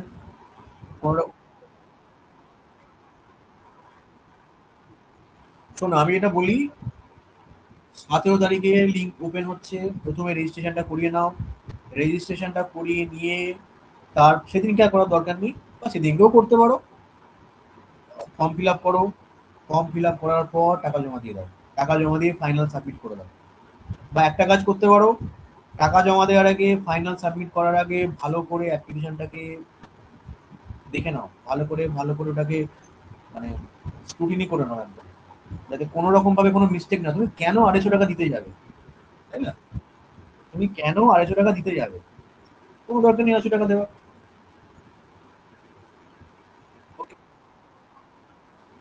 হ্যাঁ,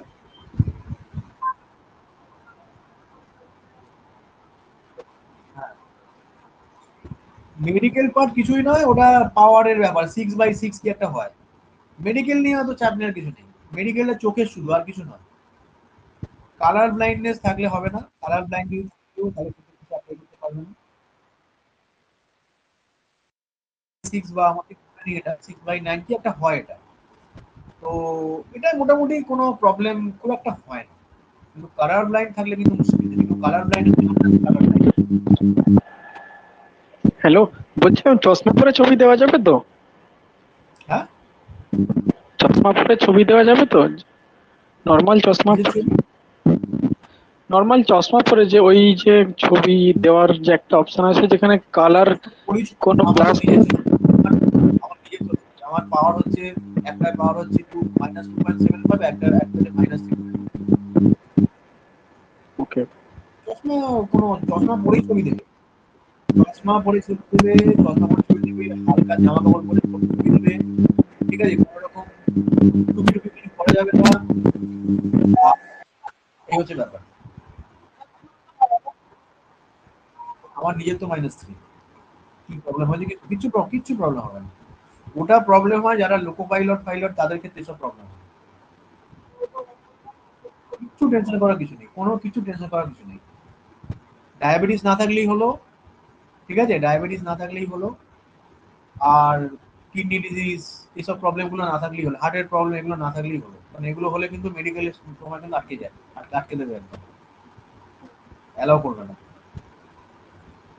-3 পাওয়ার কোনো, -4/5 হলেও কোনো সমস্যা হয় না, ওটা কোনো ব্যাপার না। মায়োপিয়া, মায়োপিয়াকে কিছু প্রবলেম হয় না, মায়োপিয়া সবারই কম বেশি রয়েছে, ওটা নিয়ে চাপ নেওয়ার কিছু নেই। ঠিক আছে, তাহলে সবাই, আমি চাকরি করিয়েছি ইএসআই জোগাতে।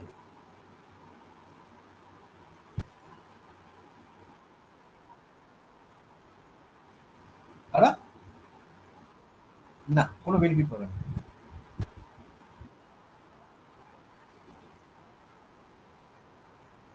কোনো কিছু ওসব ওসব ওসব ওইসব ওইসব গল্প স্টেট গভর্নমেন্টে হয়, সেন্ট্রাল গভর্নমেন্টে তোমার হয় না। যেটা যার কোয়ালিফিকেশন সেইভাবে বেনিফিট পাবে। হ্যাঁ, এটা তুমি কিন্তু, না না না না না, তুমি এটা ঠিক বলেছো। দেখো কিরকম বেনিফিটটা পাবে, দেখো বেনিফিটটা এইভাবে পাবে। বেনিফিট তখনই পাবে, ধরো কি বলি, ধরো একজন বিএমএলডি অ্যাপ্লাই করেছে, একজন ডিএমএলডি অ্যাপ্লাই করেছে। ধরো তোমার নাম্বারও 50, তোমার নাম্বারও 85, তার নাম্বারও 85, সিলেক্টেড কে হবে? সিলেক্টেড হবে যার বয়স বেশি। এগুলো অনেক ক্রাইটেরিয়া আছে। ধরো তুমিও 85 পেয়েছো, আর একজন 85 পেয়েছে, দুজনেই নাম্বার 85, দুজনেই জেনারেল ক্যান্ডিডেট ধরো, তাহলে কে বেনিফিটেড হবে? যার বয়স বেশি। এটা হলো একটা বেনিফিট। সেকেন্ড বেনিফিট যেটা, সেটা হচ্ছে এডুকেশনের qualification. Higher education is always be preferred. Higher এডুকেশনকে যে কোনো ইনস্টিটিউট সবসময় প্রেফারেন্স দেয়। আবার কিছু কিছু জায়গা রয়েছে যেখানে আবার হায়ার এডুকেশনকে প্রেফারেন্স দেয় না। ডিএমএলটি বলেছে তো ডিএমএলটিরই অ্যাপ্লাই করতে পারে, ডিএমএলটি করতে পারবে না। যেমন আমাদের ইএসআই খুব লিবারেল। ইএসআই তে কি অ্যাডভার্টাইজমেন্ট ছিল ডিএমএলটিতে, কিন্তু একজন পেয়েছে এখানে আমাদের, তার মানে না আছে ডিএমএলটি, না আছে বিএমএলটি, তার ডাইরেক্ট ইউএমএলটি আছে, তাকে সিলেক্ট করেছে। তো এই হচ্ছে ব্যাপার, অ্যাডভান্টেজ তো, হ্যাঁ, কত লোকে করছে, কত লোকে করছে। তারা ভালো, তারা তারা মানে তারা সব থেকে বেনিফিটেড আমার তো মনে হয়। হ্যাঁ, কোনটা কোনটা দিন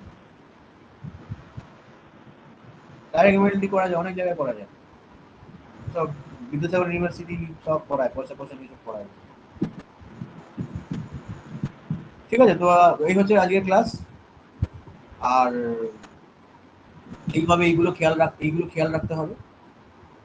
আর যেটা বললাম যে অ্যাপ্লিকেশন করার সময় ভালো করে খেয়াল খেয়াল চোখ কান খোলা রাখতে হবে।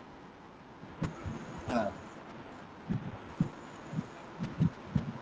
250, হ্যাঁ 250। আবার তুমি টাকাটা ফেরত পাবে, তুমি এক্সাম দিলে তোমার টাকাটা ফেরত, তুমি তুমি টাকা ফেরত পাবে। রেলের তো এই সুবিধা, 10 টাকা কাটবে ব্যাংকে থেকে, তুমি বাকিটা ফেরত পাবে। ঠিক আছে।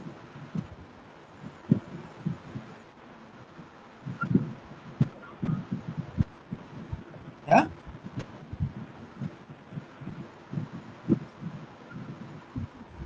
কিসের অ্যাকাউন্ট নাম্বার?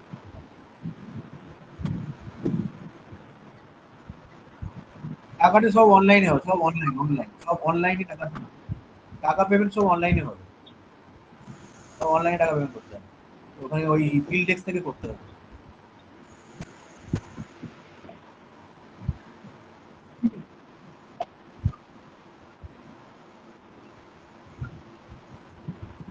জেনারেলের জন্য? হ্যাঁ হ্যাঁ,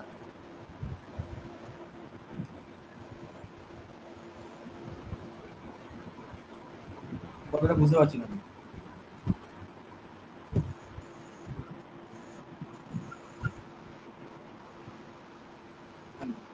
হ্যাঁ হ্যাঁ হ্যাঁ, all total, all over, all total, all total, all total, all total, ওটা অল টোটাল হিসেবে কাটবে, ঠিক আছে? ইএসআইতে যেমন এবারে করেছিল কি আলাদা আলাদা করে পাস করতে হবে, সাবজেক্টে করতে হবে আবার ট্রাই করতে হবে, এখানে রেলের কোনো রেলে সব একবার, ওটা আলাদা করে কিছু নেই, সব একসঙ্গে। ওকে, ঠিক আছে, ওকে, তাহলে আজকে এটুকু থাক।